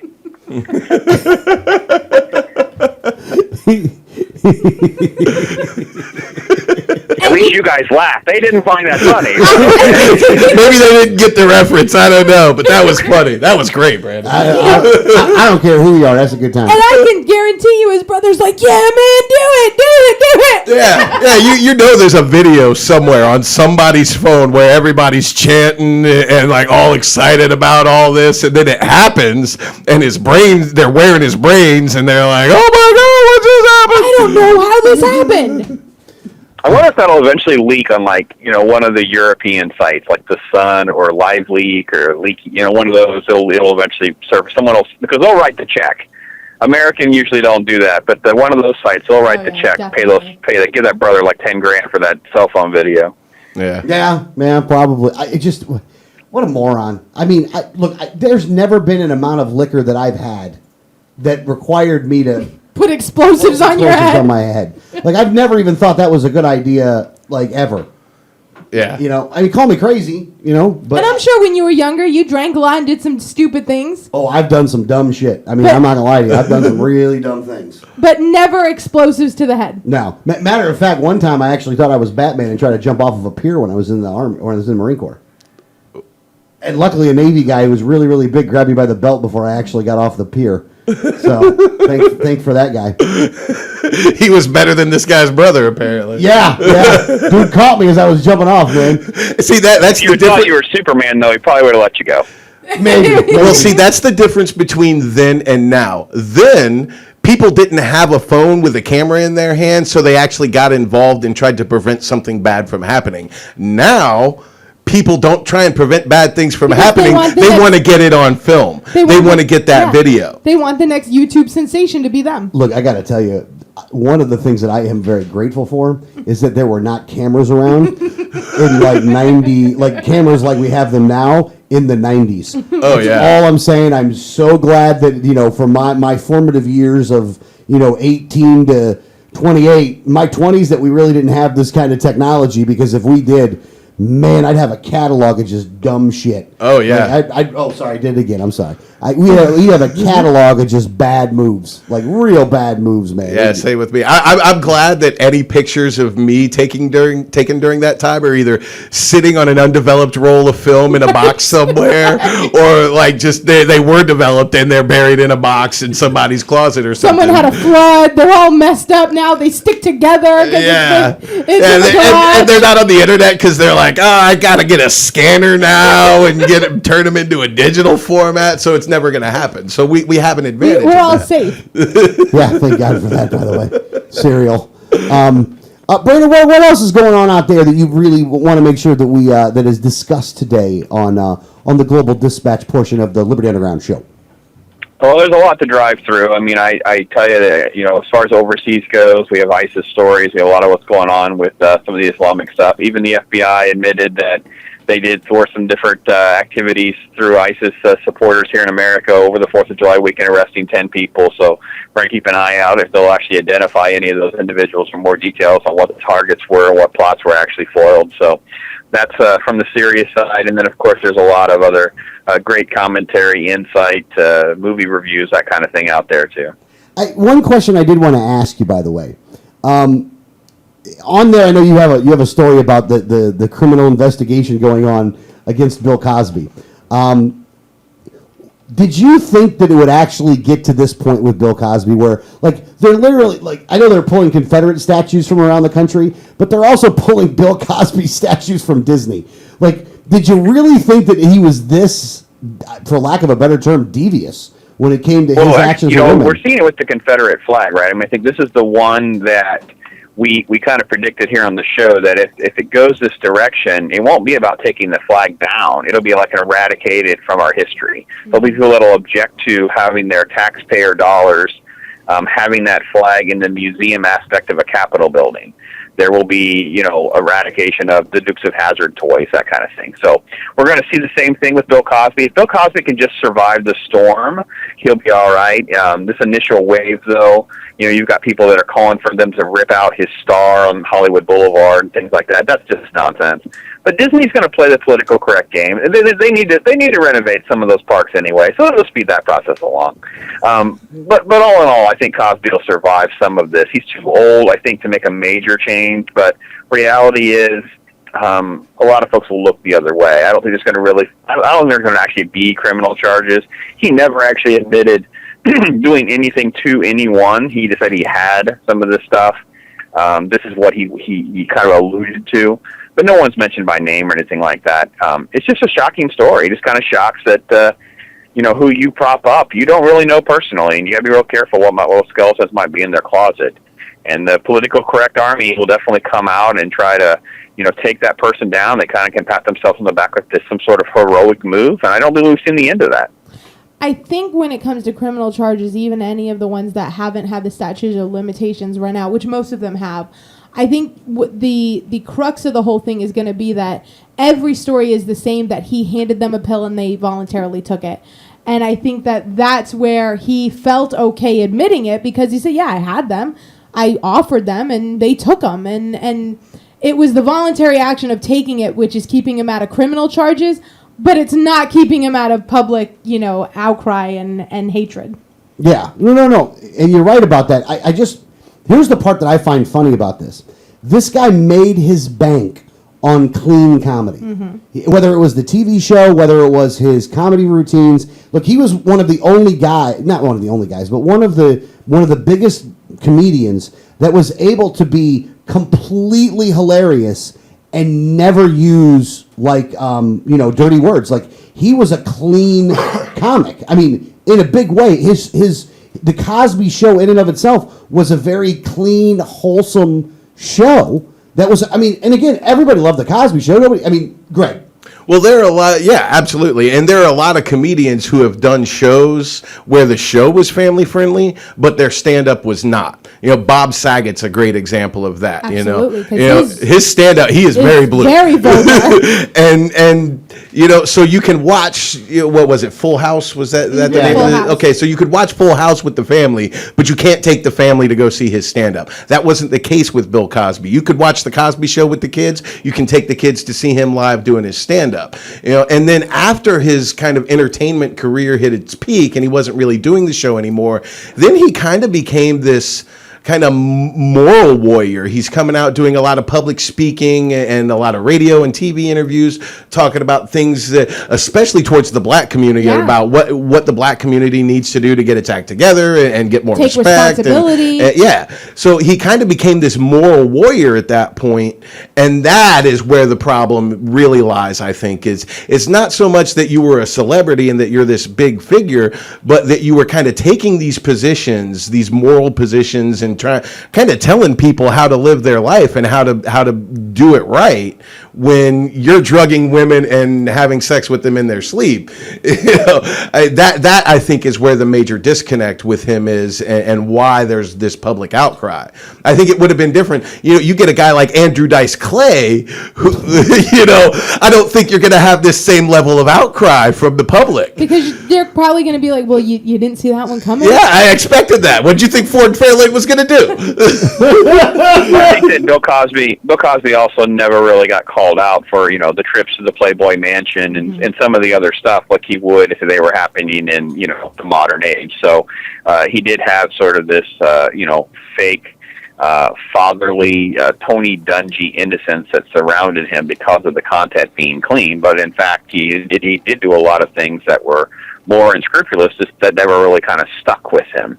I think that it's the kind of thing where his entire legacy now will be stained and tarnished, but I don't know that this is going to, totally destroy his overall legacy, let's say 20 years from now, and within the black community especially. Well, the problem for me personally is that because of Bill Cosby, I trust every black man in a sweater. Every one of them in a sweater. I'm not going to BS either. No, every one of them. I trust every black man in a sweater. It's not even. We were actually outside of the Scientology building, And they sent a bunch of people out to ask why we were out there, and ask us questions and will you take a survey? And Alex gives zero information to any of them. They sent out a black guy in a sweater, like a Bill Cosby sweater. He'd have told him his whole life story, where he lived, his address, his phone number. Oh yeah, we just come over here to this radio. I mean, everything. Yeah, I don't even understand it. It's like some kind of subconscious, like I got brainwashed watching the Cosby Show as a kid or something. Like if it's a black guy in a sweater, totally trust him. Don't. You could be holding a knife and a severed head, and I'd be like, oh, what do you got going on? You're totally disarmed by the sweater. Yeah, black guy in a sweater. Black guy in a sweater. Can't- They have to be a little older. If it's a young black guy in a sweater, then he's a little like, oh, you're trying to be Bill Cosby, so you're up to something. But an older black man in a sweater. Yeah, you break 30, I'm screwed. Alex would hand you over. Here you go. Here's my wallet. I live in Florida. I don't trust anybody I see in a sweater. Something's up. I We're in should've thought Florida. about- Something's up. I should have thought about that when we were down there. Well, no, it was a cold day that day. It was a though. cold day. No, it was one of those, like, how you got a week in Florida that's just cold enough to where you could wear a sweater?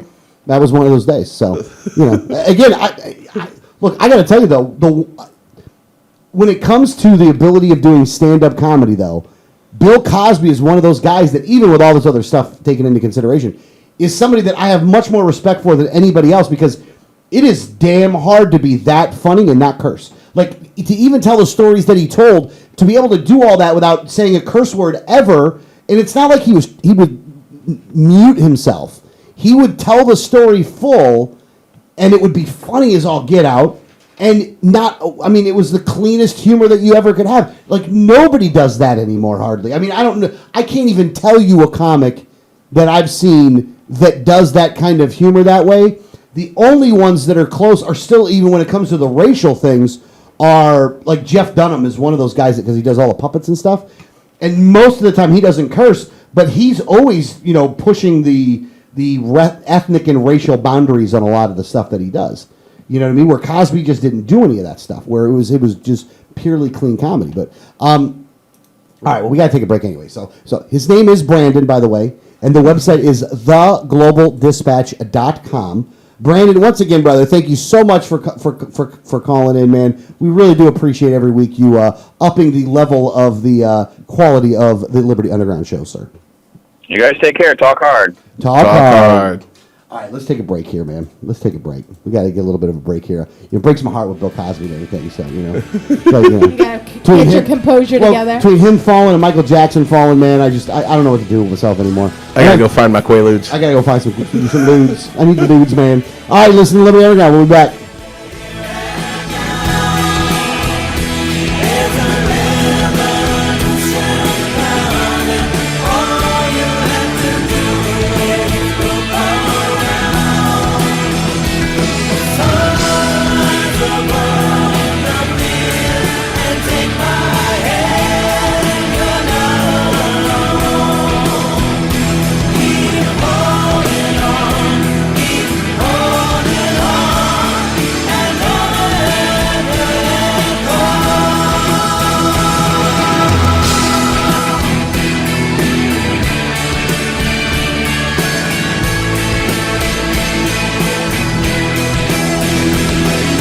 Hi, this is Gary Johnson, and you're listening to the 1787 Radio Network. For many years, libertarian candidates have been up against the political machines of the Democrat and Republican duopoly. Libertarians in Florida needed a machine of their own, and now they have it. The Florida Libertarian PAC was created to support principled, professional candidates here in the state of Florida for local and statewide offices. We are committed to seeing a libertarian victory in the state of Florida. We need you to make that a reality. Visit FloridaLibertarianPAC.com to get information on how you can see a libertarian victory in Florida. Political advertisement paid for by the Florida Libertarian PAC, not in conjunction with any candidates or candidates committee. Liberty starts with a like. Facebook.com/Liberty Underground. If you received a ticket in Florida, contact Oropesa Law Offices, 800-774-9883 or tacklemyticket.com. Attorney Oropesa understands the stress associated with being charged with a traffic ticket. In many non-criminal ticket cases, there may be no court appearance, no points, and no traffic school. Attorney Oropesa handles criminal violations, DUI, and license suspension matters. Don't face these serious legal matters alone. Initial consultation is free. Call now and you will be advised about any potential defense, constitutional rights violations, the possibility of having your driving privileges restored, or preventing a suspension from going into effect. If you've been classified as a habitual traffic offender, have a driver's license suspension matter, or a pending DUI case, call Oropesa Law Offices now so you can be advised about your particular case. Call 1-800-774-9883 24 hours a day, 7 days a week, or visit TackleMyTicket.com. Main office in Pinellas County and serving all of the Tampa Bay area. Find out more at TackleMyTicket.com. Mention Liberty Underground and get 25% off. You know Going Postal offers shipping with UPS, FedEx, and DHL International, and they're a full-service post office. And Going Postal is not just your one-stop shop for shipping. They offer copying, laminating, faxing, packaging, and they even have a notary public service. Visit our friends at Going Postal at the following convenient locations: Palm Harbor at the corner of Tampa Road and County Road 1 in the Sweet Bay Plaza, St. Pete on 66th Street just south of Tyrone Boulevard near Publix, and be sure to visit their newest location at 35595 US 19 North at Alderman Road next to Publix in Palm Harbor. When the unthinkable happens, it doesn't matter if you save money in 15 minutes. It doesn't matter if your neighbor has the same insurance you do. In this moment, what matters is the quality of your independent agent and the company that stands behind them. Auto Owners Insurance has been recognized as highest in customer satisfaction with the auto insurance claims experience 5 years in a row by J.D. Power and Associates. For award information, go to jdpower.com. Call Row Insurance in Newport Richey today at 727-376-0030.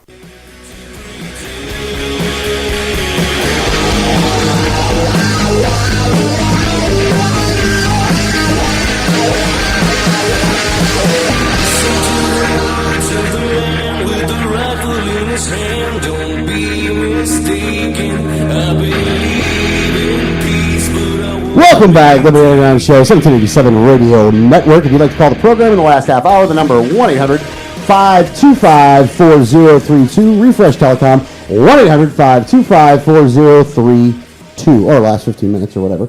All right. Now, come on, Greg. What are you doing there, guy? What's going on here? Man, can't take you anywhere. I didn't break nothing. Always nice hearing from Brandon, by the way, globaldispatch.com. You did not say that after he got off. Globaldispatch.com. I said it now, so we're good. I don't know what you guys talked about the first hour before I got in here. I'll tell you what we didn't get to. If I can lay out a couple things for you, and then you can kind of decide. First off, we didn't get into the main constitutional carry. Okay. We got into the New York Stock Exchange. We didn't get into Greece. We didn't get into China, and we didn't get into the hackers on the Social Security numbers.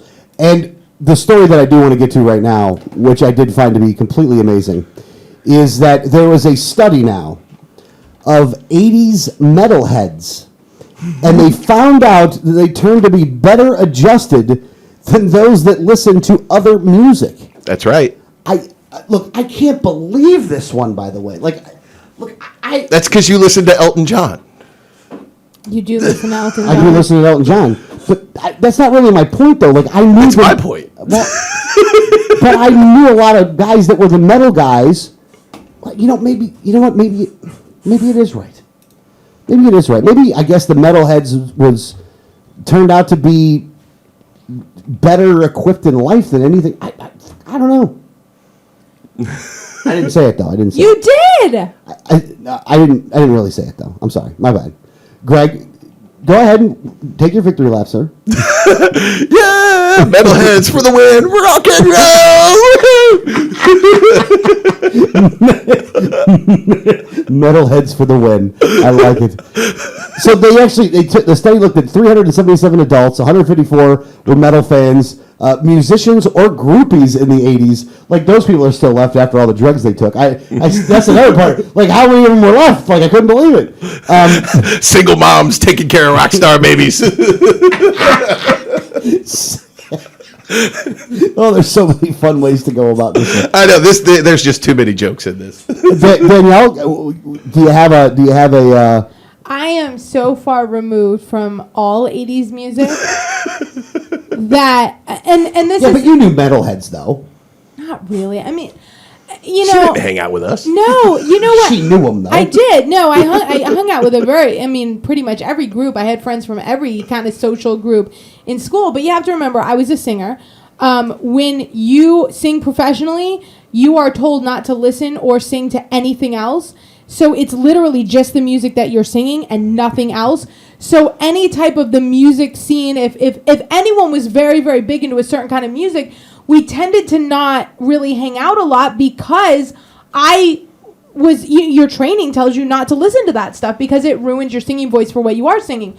So, I'm so far removed from anything that was going on in the 80s and 90s when it came to music, and anyone who was very, very big into music that wasn't, doing shows with me, and singing and getting paid, you were just very, very removed from that, and you really didn't hang out with those people because you didn't have anything in common. Like, I was all into music, but it wasn't the same thing. So, I'm just removed from that, so I couldn't tell you if it's right or wrong. All right, well, let me tell you who the metal people were. So let me lay them out and describe them in a different way. So more than likely, they had cut jeans. They were smoking in areas that they weren't supposed to be smoking in. They had either a Metallica or a Judas Priest or a, Metallica, Judas Priest. They could have had a Guns N' Roses shirt. They could have had a Megadeth shirt. Yeah, they absolutely had at least one Megadeth shirt. They absolutely had one Slayer. I actually do think that was a requirement in order to be Iron in Maiden. Meta, or Iron Maiden shirt. More than likely, they really had an Iron Maiden shirt, which I always find to be funny because these guys were rock out like yeah, and they didn't even realize how gay that guy was. Oh yeah, we did. Oh, you did. Or at least I did, and we talked. I mean, me and my metalhead friends talked about it all. That's the thing. That's another crowd. The metalhead crowd was one that was very accepting of diversity. There's not a lot of racism within the metalhead community. There's not a lot of homophobia or any of that within the metalhead community. Well, the reason why was because they were considered outcasts anyway, though. So they were already part of the downtrodden. That's the thing. We're outcasts too.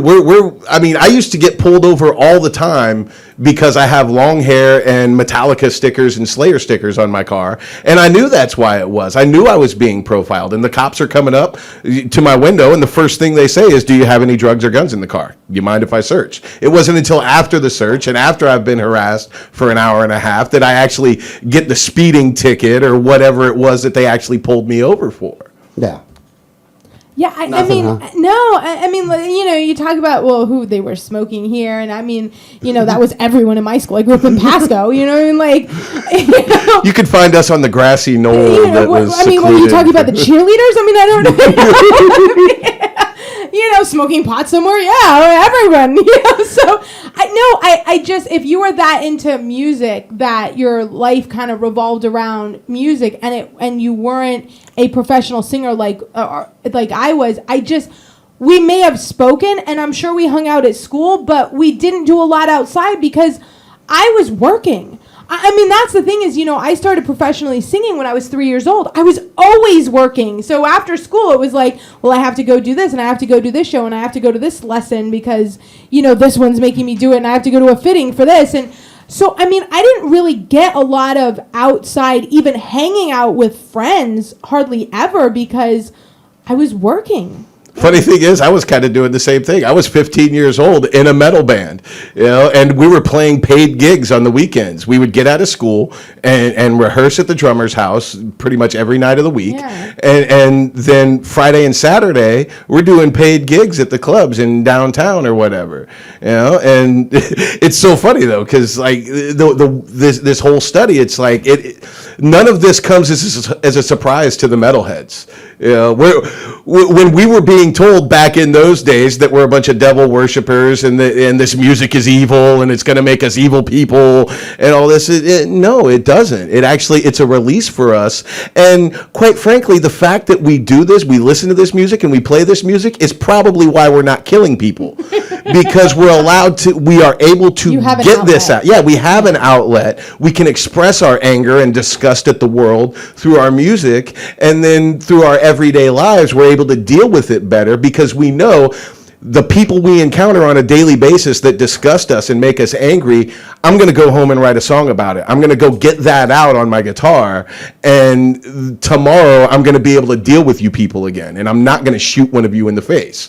It's like his guitar was his couch. Well, yeah, and I think that a lot of people that are very into music, especially if you're doing it professionally, kind of get that outlet. Like, And you're also, because you're working at a very young age, you're always working, that you end up with this really very strict work ethic, because the only thing you know is that you work. And so I definitely think that, whether it be metalheads or anyone that was very, very into the music business as far as getting paid and having to market yourself, and not one of these people that just make millions of dollars to, with, autocorrect basically. And auto-tune. Yeah, I call it autocorrect because it's correcting.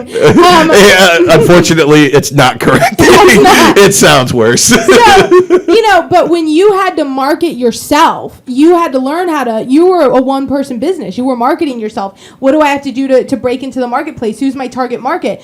And so you're learning these skills as a young adult and as a teenager. So I think that automatically, like, as an adult, you're like, nobody's going to do this but me. So I have to, feed on the street and make my success and do that. So I just think that I could see why this would be correct. But as far as me growing up, I was so on the opposite end of it. I was, anything from country to opera. Metal wasn't in there. Well, and I think part of it is with what is discussed in the music itself. Because, as a metal fan, I can speak with a level of authority on what you will find within that genre. You find a lot of anti-government themes, and not in the same way that punk does it, but in the way of, these are all evil bastards and don't trust a single one of them because they're going to send you off to war and steal all your money. It points out all the corruption in government. It points out the corruption of churches. It points out the horrible things that people are doing within the world. And there's a lot of expression of this evil, and that's why I say, when I'm disgusted by the world, I go and I get it out through the music. And when you've got people who are listening to these other genres where it's painting the world in this picture of sunshine and lollipops and rainbows and unicorns, and that everything is awesome and everybody's happy, and you come to a point where you realize, I've been lied to. This whole world has been set up through this that isn't real. And when you're listening to metal, you're kind of getting that exposure to thought processes of, the world isn't a pretty place. The world isn't a good place. There's a lot of ugliness. There's a lot of horror. There's a lot of bad things that happen. And it doesn't necessarily mean that you come out of it with an outlook where the world is all bad and all evil and I hate everybody and I don't want anything to do with this, but you have a more realistic understanding of what the world is, and you're able to kind of channel that and deal with it in a better way, I think, which is why this study comes with these results, that metalheads are more well-adjusted and have an easier time dealing with the world. I still can't believe it. And you didn't have to deal, and metalheads didn't have to deal with stage parents. To some degree. It was more of, they don't want to let you on the stage, though. Right. No, our parents were very supportive. Yeah, no, but you didn't have like the, you are going to dance till your feet fall off because you're going to get this down. Right. Yeah. Right. See, my mom, she was a music teacher, and she was very strict with me practicing and rehearsing and learning the things. I like understanding the concepts of music theory and things like that. And she didn't let me just sit there and listen to Metallica all day. I would have to listen to classical music and country music and pop music and so and she diversified my interests and made sure that I understood that the reason this metal genre exists is because of these predecessors. And the reason these guys are able to employ music theory is because Beethoven came up with it, and you need to understand this to do well in this. And it was great. Yeah. All right. There's another story that I wanted to get to, that I'm going to title this one, "The Defense of the Indefensible." Oh, gosh. And it has to do with Jeb Bush. And I can't believe that I have to defend this freaking guy. No, don't. But I'm going to do it anyway, though. Don't. Because no. Here's the why, though. Because he actually made a solid point that the Democrats are taking out of context on purpose.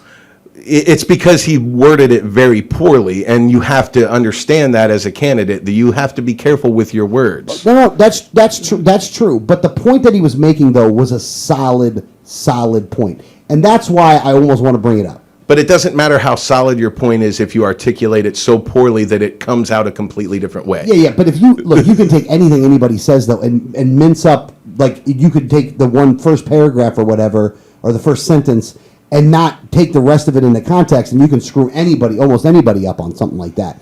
Don't get me wrong, he probably should have worded what he said better, though. But the point he was making, though, is a point that needs to be made right now. And that is, what happened was, in case you don't know, Jeb Bush came out and basically said something along the lines of, we need to, people need to work more hours for the economy to grow. And while initially the Democrats trounced on this, being like, he's out of touch with the American people and not with the American worker, and we don't need to work more hours and this and that. And they were looking at it from that he wanted to force people to work longer hours. Like if you're full-time and working 40 hours, that now he's telling you, well, just work 60 and everything will be great. Yeah. In reality, what the guy was talking about was the amount of people that would like to work more hours that are stuck in part-time jobs. And that by being stuck in those part-time jobs and the economy not being good enough to actually support full-time jobs, that people do need to be able to be, and if he would have just said need to be able to, if he would have just added that word, I don't think they would have gone after him nearly as much. And again, you got to remember, the Democrats are just looking for anything to trounce on somebody. But this one makes them look stupid as all get out. Like Hillary Clinton looks like an idiot going after him for this one, because it's because of that administration, it's because of the Obama administration and the prior Bush administration and the prior Clinton administration, which she was the first lady of, not doing a good enough job to support her man, a.k.a. Monica Lewinsky. But you talk about not doing your job. She needed a full-time job. Just stop there, because you're only going to dig yourself in worse. But one thing that the Clinton administration did do was something called NAFTA. And if you want to talk about something that lost a lot of full-time jobs in this country, it was NAFTA that was part of this. So part of the blame for why we have such a higher amount of people that are working part-time and a much higher unemployment rate than what the media is telling you about is because of Bill Clinton, is because of Al Gore, is because of George W. Bush, and it's because of Barack Obama. And Obama has taken all of those policies, doubled down on every one of them to make it really a hell of a lot worse than it was even before. And what Bush's point is that we need more full-time workers because people want to work full-time. It's not like he's trying to force a job on anybody necessarily, at least in the aspect that he was talking about. So, again, I don't want to defend the man, but he's making such a good point that I think that it bears a discussion. Do you guys disagree with that? No, I think... Go Gary Johnson, by the way. Yeah, listen, I think that it wasn't as big a deal as the Democrats tried to make it. I think that anyone who had heard what he was saying could understand the point he was trying to make, although he did make it poorly. I think that if you were there and you were listening, you listened to the whole thing, you could understand the point that he was making. And I think that they took that, knowing that the point was not what they were selling people, and I think they took that and ran with it, and I think they made a much bigger deal out of it than it was, because that's not what... They made it seem like he meant that everybody working 40, 60, 80 hours a week should just work more. And that's not what he was saying. He was saying something completely different than that. That people who are stuck in part-time that would like to work more don't have the opportunity to do it, and that's a problem. And he should have said it that way. It would have gone over better. But I think the Democrats took something out of context and ran with it and made it seem like something it wasn't. I think part of the problem is that he is aligned with a party who quite often, whether they say it directly or they imply it, they make stupid implications on things like, well, poor people should just buy more money. They say these things and imply these things that are really just philosophically weak and offensive to a lot of people. So it's very easy for people to jump on a misspoken statement that could have been worded better, that when taken exactly how it's said, sounds exactly like the dumb stuff that these guys are typically going to say. I mean, look at Mitt Romney with the binders full of women.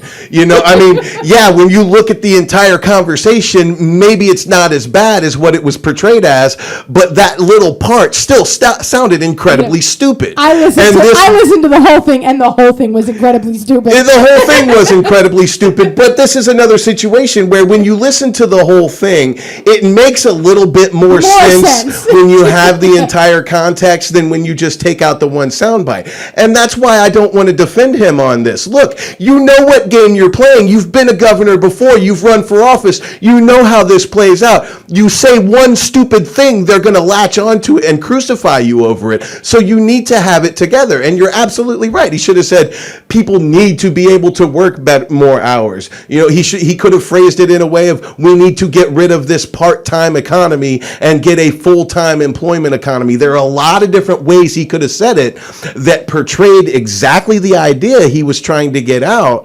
that would have been ironclad and nobody could crucify him over misspeaking it. But he didn't. He said something he said people need to work more hours. And like you said, the Democrats are waiting for this. He gave them ammunition. I'm not going to defend him for it because he's not my guy. I think two things here. One, I really did think we were getting, with Jeb, you would at least be getting the smarter Bush. And I can't believe he's making mistakes like this. Like, I really do. I got to tell you, I'm surprised that he's been caught with so many gaffes that he's been caught with. But I do have to say that he recovers from them very well. He took to Twitter. He got into a little Twitter tiff with Hillary Clinton, and I think he did very well. So he does, at least in the recovery of these little gaffes, he by far does very well in these recoveries and gets his point out probably better than if he had said it right the first time. A lot of candidates bury themselves even worse trying to recover, and he's not. And the second thing is this, and look, I am never going to be voting for none of the Republicans, by the way. Right. Not a one of them. There's no Republican I'm voting for. There's no Democrat I'm voting for. I'm voting for Gary Johnson.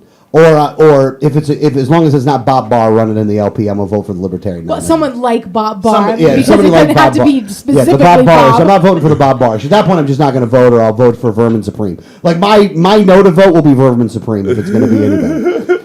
But with that being said, out of all of the Republicans that are out there, to me, Jeb Bush is one of the least of the scariest.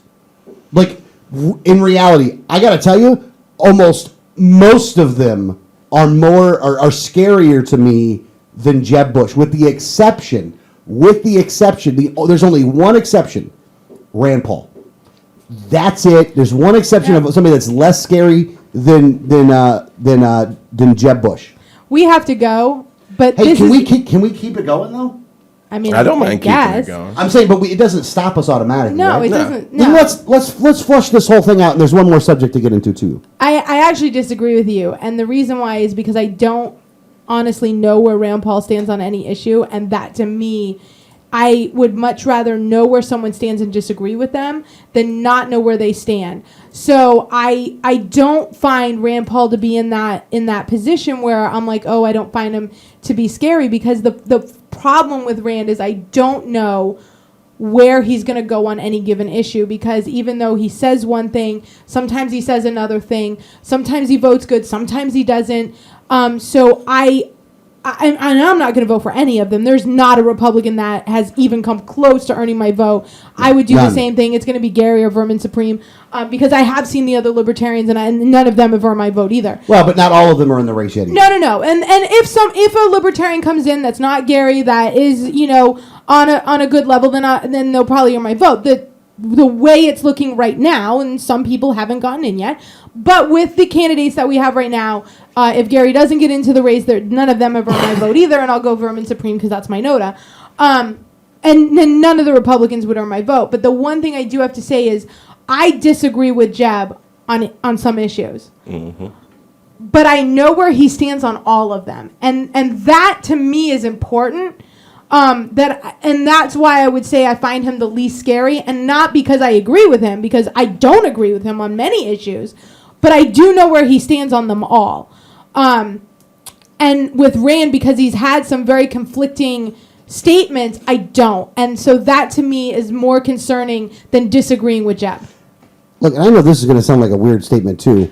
I do think that between Jeb and Rand, those are the two Republican candidates. I mean, again, all the Democrats suck. There's not even there ain't even a reason to discuss any of the Democrats. Bernie Sanders, horrible guy. I mean, not horrible guy, but like. I mean, I think he's honest. I don't think he's a horrible guy. I actually think he's a good guy. I disagree with him on political philosophy. I think that the immorality of what he's talking about when it comes to what he would like the government to force everyone else to do, in my opinion, makes him disgusting. That's the part that really offends me more than anything else. That he is an authoritarian psychopath.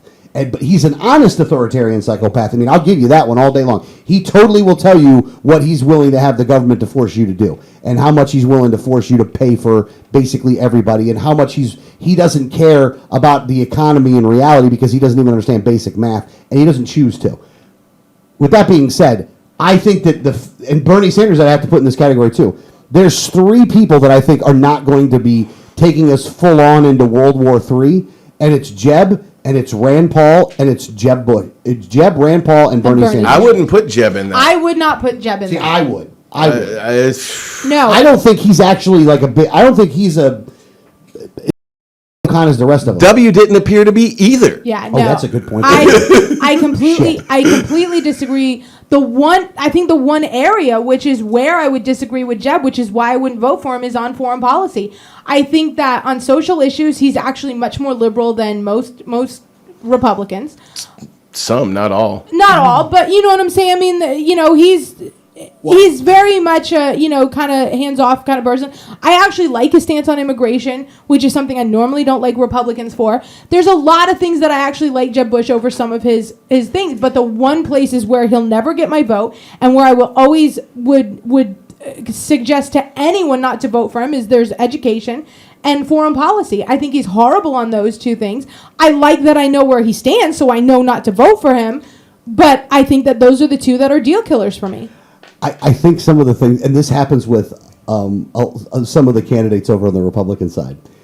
I think the one thing that I find to be funny is some of the reasons that the Republicans hate some of their own candidates and call them rhinos and stuff is actually not reasons libertarians wouldn't like them. I know. Right.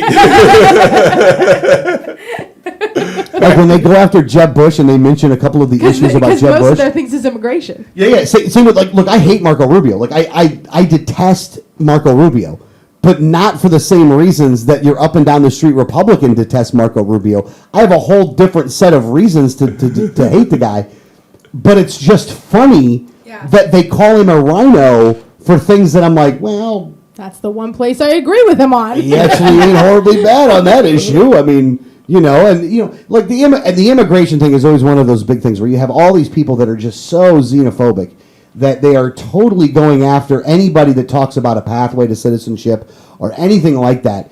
They're going after anybody who's not talking about building a wall along the border of Mexico. I mean, they want to actually, if you're not talking about rounding up every foreigner and shipping them off, and I've listened, because we go to a lot of places, and I've gotten emails where people are just like, if you speak Spanish, you should be gone. Yeah. And you're like, well, what about people from Puerto Rico? I mean, they're born U.S. citizens. And they're like, nope, ship them off. Ship them off to where?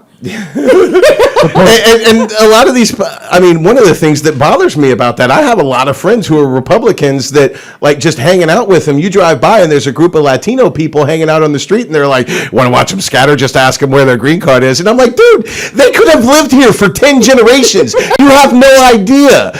And you don't understand why people like me think you're a frickin' racist for saying that? Because you're a racist. Because you see their skin tone and you assume that they're an illegal immigrant. They could have lived here longer than your family has, for all you know. And in fact, they have. Because those people, those are the genetic bloodline of the indigenous people of the Americas. Those are not Spanish immigrants. These people didn't come from Spain.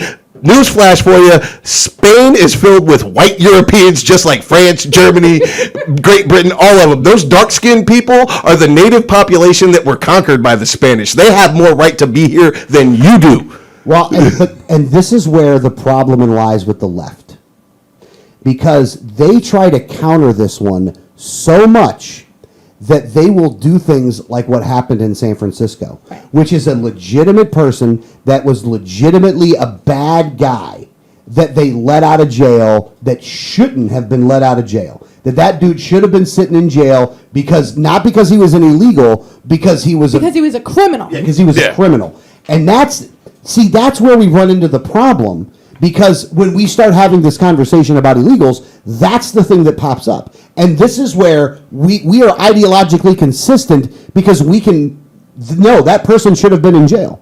Not because they were illegal, though, because they were a criminal, and they would infringe on the rights of others. So we need to make sure that those people are in jail. And because you have this massive, and I mean massive, divide where the edges of each one of these sides is so much the loudest voice in the room, and that the moderate positions, which is where most of the Americans are actually at, is not even remotely discussed, that we run into the problems that we're running into. I think a person who had committed the crimes that man committed, because he did a lot of violent crimes, should be in jail, whether they're from this country, not from this country, white, black, purple polka dotted. I don't care. If you're harming other people in violent ways, you should be in jail. So I don't care what country he originated from. He should have been in jail, and he shouldn't have had the opportunity to do that because he was a violent criminal. And I really don't have a problem with then deporting that violent criminal. You put him in jail for his crimes, and then either you decide that, his sentence is done or whatever. When he's getting out, at that point, yes, deport him back to his native country, because he is here illegal and he crimes, and he should not stay here.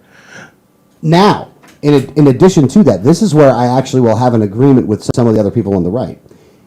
If that happens to that individual and they get shipped back to their country and they're caught here again, then putting them to jail for a decade for the simple fact of being here is legitimate.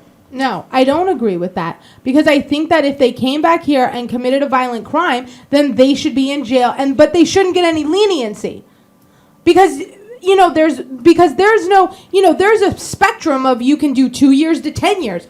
Give them the maximum because they're a repeat offender who came back here illegally to offend again. Give them the maximum sentence. But not just that there's this, you're here illegally and we found you, so you're going to do 10 years in jail, which is what the laws that they're saying is going to do. They don't have to do a violent crime again. They just have to be here. Well, what if they came here and lived a life that never committed another crime? And a lot of those people on the right, they want laws where police can stop any brown-skinned Latino person and verify their citizenship and arrest them and deport them if they can't prove they're a citizen. And the problem with that is there are a lot of Latinos who are citizens, and they don't deserve to be harassed because you're a racist and think everybody with brown skin doesn't belong here. Well, no, and let me make sure I clarify it by saying it the right way. First off, they already committed the crime, which is what got them deported to begin with. So that part of it has to be kind of understood, that it's not that, it's just, now we're just going to do that to that one person. There's a reason why he got deported, and if you're going to deport somebody, then you can't let him back in. But the second thing is, I think that you're right in the fact that they shouldn't be allowed to just pull somebody over because of the color of their skin. It has to be because of a normal police interaction, to where, like you get pulled over for speeding, let's just say. Yeah. And, a driver's license registration, you pull it out, they look at it, you're that guy, we're going to get you. You know what I mean? That kind of thing. So I don't want them to be able to just go around checking people's papers. But at the same time, if you have a normal interaction with someone and it comes to find out that they're that person, then I think something should happen to them that's more than just, we're going to throw you back out. I don't necessarily disagree with that. I'd be willing for a debate to take place on that. But I don't think that they should just be able to stop any Latino and verify their citizenship, which is what a lot of people want. Trying to do. Well, no, and that's why I got to make sure I clarify my position on it, because I'm not those people, by the way. I mean, that's just, again, it's one of those things, even within the LP, there's a lot of people that come over that really do hate us that hate the immigration stance that we take. And I never really understand why. I do, because they're still Republicans and they're still thinking along those same lines that we just laid out. Hold on. If you look at this country from a long-term historical aspect, is that this country was built on immigration. There's no getting around that. There's no getting around it at all. It's so not even funny how it's been built on immigration. And whether it was the Irish, the Germans, Japanese, Mexicans, Guatemalans, Chinese. Chinese. Thank them for the Transcontinental Railroad. Chinese, you name the socioeconomic group, or you name the group over from another country, the English, the Irish, or I think I said Irish already, the Russians. We are a melting pot. That's what we are. We are the melting pot. Our greatness. Look, we always talk about, the neocons always talk about American exceptionalism. And while a lot of libertarians get really weirded out with the term American exceptionalism, I actually like the term. I like the word American exceptionalism. I don't like what it's become. Oh, no. I don't like what it's become. But I think that we're exceptional. I totally disagree as to the why. The reason that we're exceptional, they argue, is the reason that we're doing bad. I actually think we're exceptional because we bring over people like Bill and Donald Trump. This is where I get mad with Donald Trump. Well, they're not bringing their best and brightest over here. They're not shipping off their best and brightest. Do you think that the Irish that were coming over were the best and brightest of the Irish? Do you think that the Italians were the best and brightest of the Italians, or the Germans, or the French, or the Chinese? It wasn't their best and brightest. That's not the point. The point is that anybody can come over here and make a life for themselves and do better for themselves. And we should embrace that. It's not something that we should, harbor away from. We should embrace it. Our problem is that we created a damn welfare state that breeds inefficiency, that breeds sloth and laziness. I mean, it's not, again, I'm not calling these people lazy for what they're doing. I'm saying that the system in and of itself breeds you to not work. It says, no, go ahead, if you don't work, we'll pay you. If you start working, we're going to take some of that benefits away, though.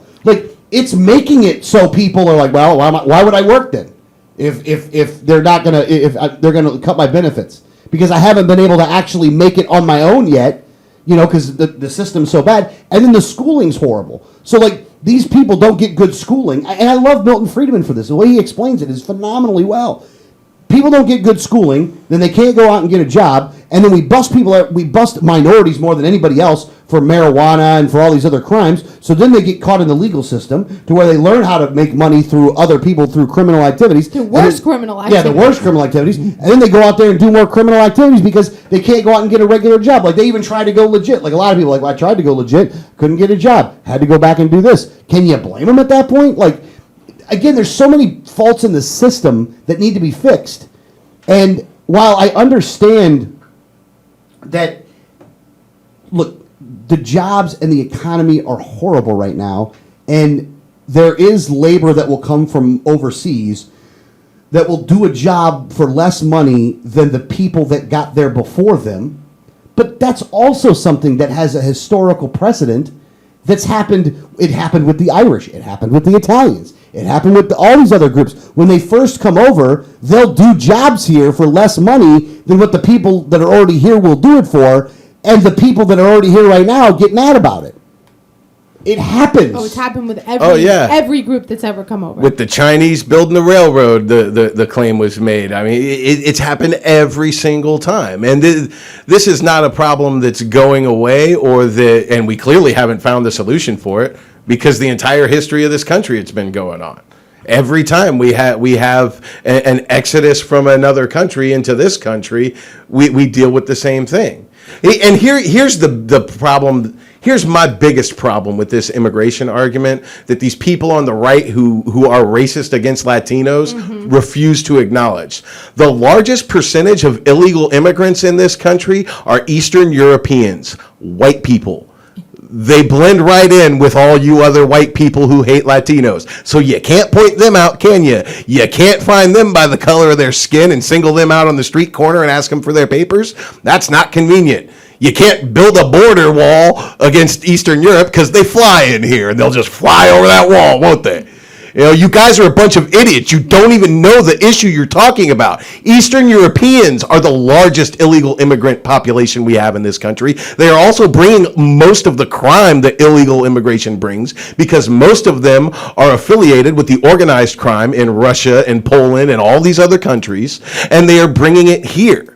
And that's where the problem lies. So while you're going after them damn dirty Mexicans, these people are still coming in droves, and they are still coming in and bringing crime and bringing all these problems that you're blaming on all the Latinos, and they're running from frickin' wars in their country. They're coming here to keep from being killed because of your bad policies that you support as a neocon. The only thing I will say is the only thing I will say in defense of white people everywhere, is that one of the other problems and why you have so many that are coming from Europe that are here illegally is because the quota system that we're using is massively skewed away from the European countries and given to the South American countries and the Eastern countries. Is that it's a problem. Again, these are all systemic problems, though. The one thing is that we haven't figured out the solution for it yet, is what you said. Mm-hmm. The problem is that we went away from the actual solution. We're not even trying to find the solution anymore. We had the solution. It was already set up before. Ellis Island. We were just letting everybody in. The solution is people are going to hate the other people that are coming in here. You have to accept that that's a course of human behavior, and you can't make a law to stop it. So you just let everybody in, and they'll assimilate. They will all assimilate because it won't matter. It's not like, this whole sanctuary city crap. And if you look at it, we live in a sanctuary county. Well, yeah.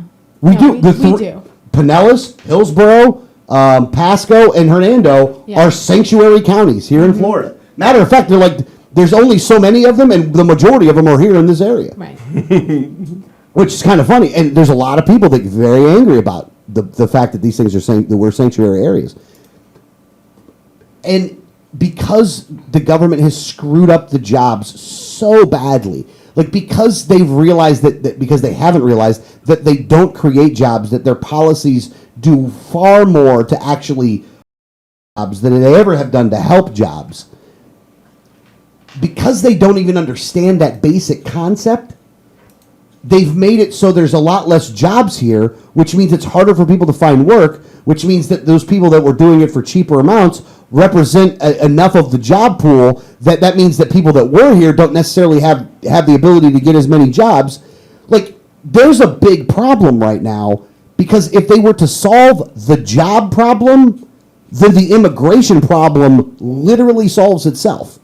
If you fix the job problem, you will no longer have an immigration problem, except for how do we bring more of them in? That will be the problem. How can we get more immigrants in? Because we got a whole bunch of jobs that we can't get filled. So how do we find a way? There will be conservative groups that are handing out Spanish literature to try to get the business owners that are part of their community enough people to go in and work to fill the jobs that are needed. It will reverse it. It will totally reverse the whole thing if you just fix the damn economy. You'll solidify the entire country on immigration, having everybody going, we need to streamline this process so people can get in here easier. I can't get enough employees. I promise you, I will set up this so we can have more people coming into this country to fill all the jobs that we need. You have politicians saying that crap. Yeah. And again, it's funny is one thing that you always hear in sales, and it's a very funny way of saying it, but is that money fixes everything. Sales fix everything. You know what I mean? Yeah. There's no problem you can be having in your job that more sales ain't going to fix. Yeah. If you look at the economy the same way, it's there's no problem in this country right now that won't be at least solved in a great way by having an economy that will have full employment, really full employment, not the employment that we have right now. Because if you want to talk about the welfare state, look, if everybody's got a good job, then the welfare state would actually be very small. Because look, there's going to be some people that are going to be out at work at certain times. And so And if the system itself was only set up to where it was handling the minuscule problems that were happening from time to time, where somebody's a little bit down on the luck and they need to be able to just get a little bit done. They just need a little help in between until the next job. No one would have a problem with welfare. No one would have an issue with it whatsoever. And even libertarians would be like, well, we shouldn't do it that way, but whatever. We're doing good right now. When it comes to abortion, here's another one. Comes to abortion. There would be far less abortions because people would have enough money that they'd be able to take care of their own kids. Totally would be able to happen that way. On the other side of the welfare coin is that private charity would be able to actually handle the problems that the government is handling right now because there'd be far less of it, so that those organizations would be able to deal with that. So all these problems get solved with a good economy, which is why the government and the politicians never want it to happen, because if you were self-sufficient on your own and were able to handle your own problems, you wouldn't need them. Yeah.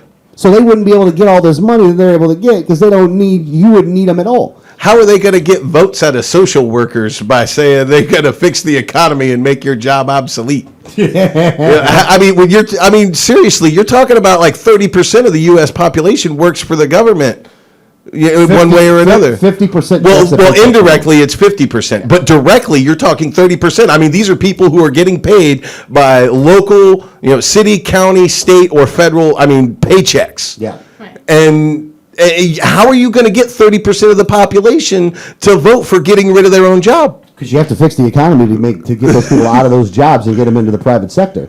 But you can't get them into the private sector necessarily by just cutting them off. You have to get them in the private sector by making a job that would offer better opportunities than their government job makes.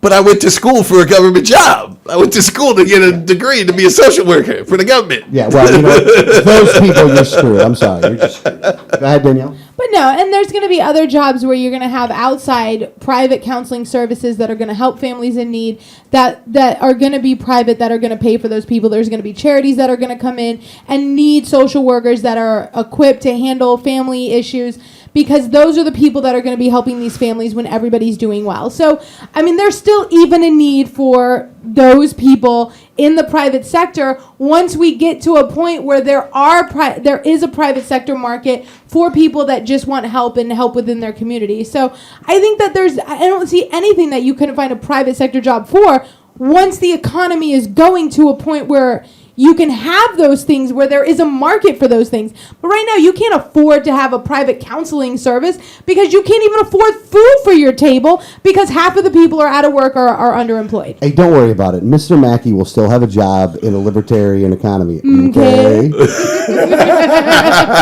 I know exactly where he's going with that. Drugs are bad. You shouldn't do drugs. Hey, how about that voice? Do you like the Mr. Mackey voice? I don't hate it. Nice. You found a voice. I can start using the Mr. Mackey voice every once in a while. If you do it too much, then I'm going to hate it. I won't be gratuitous with it. I won't go too far with it. I'll just use it when I need to be able to use it for the little one-liners and things like that. Okay. Okay.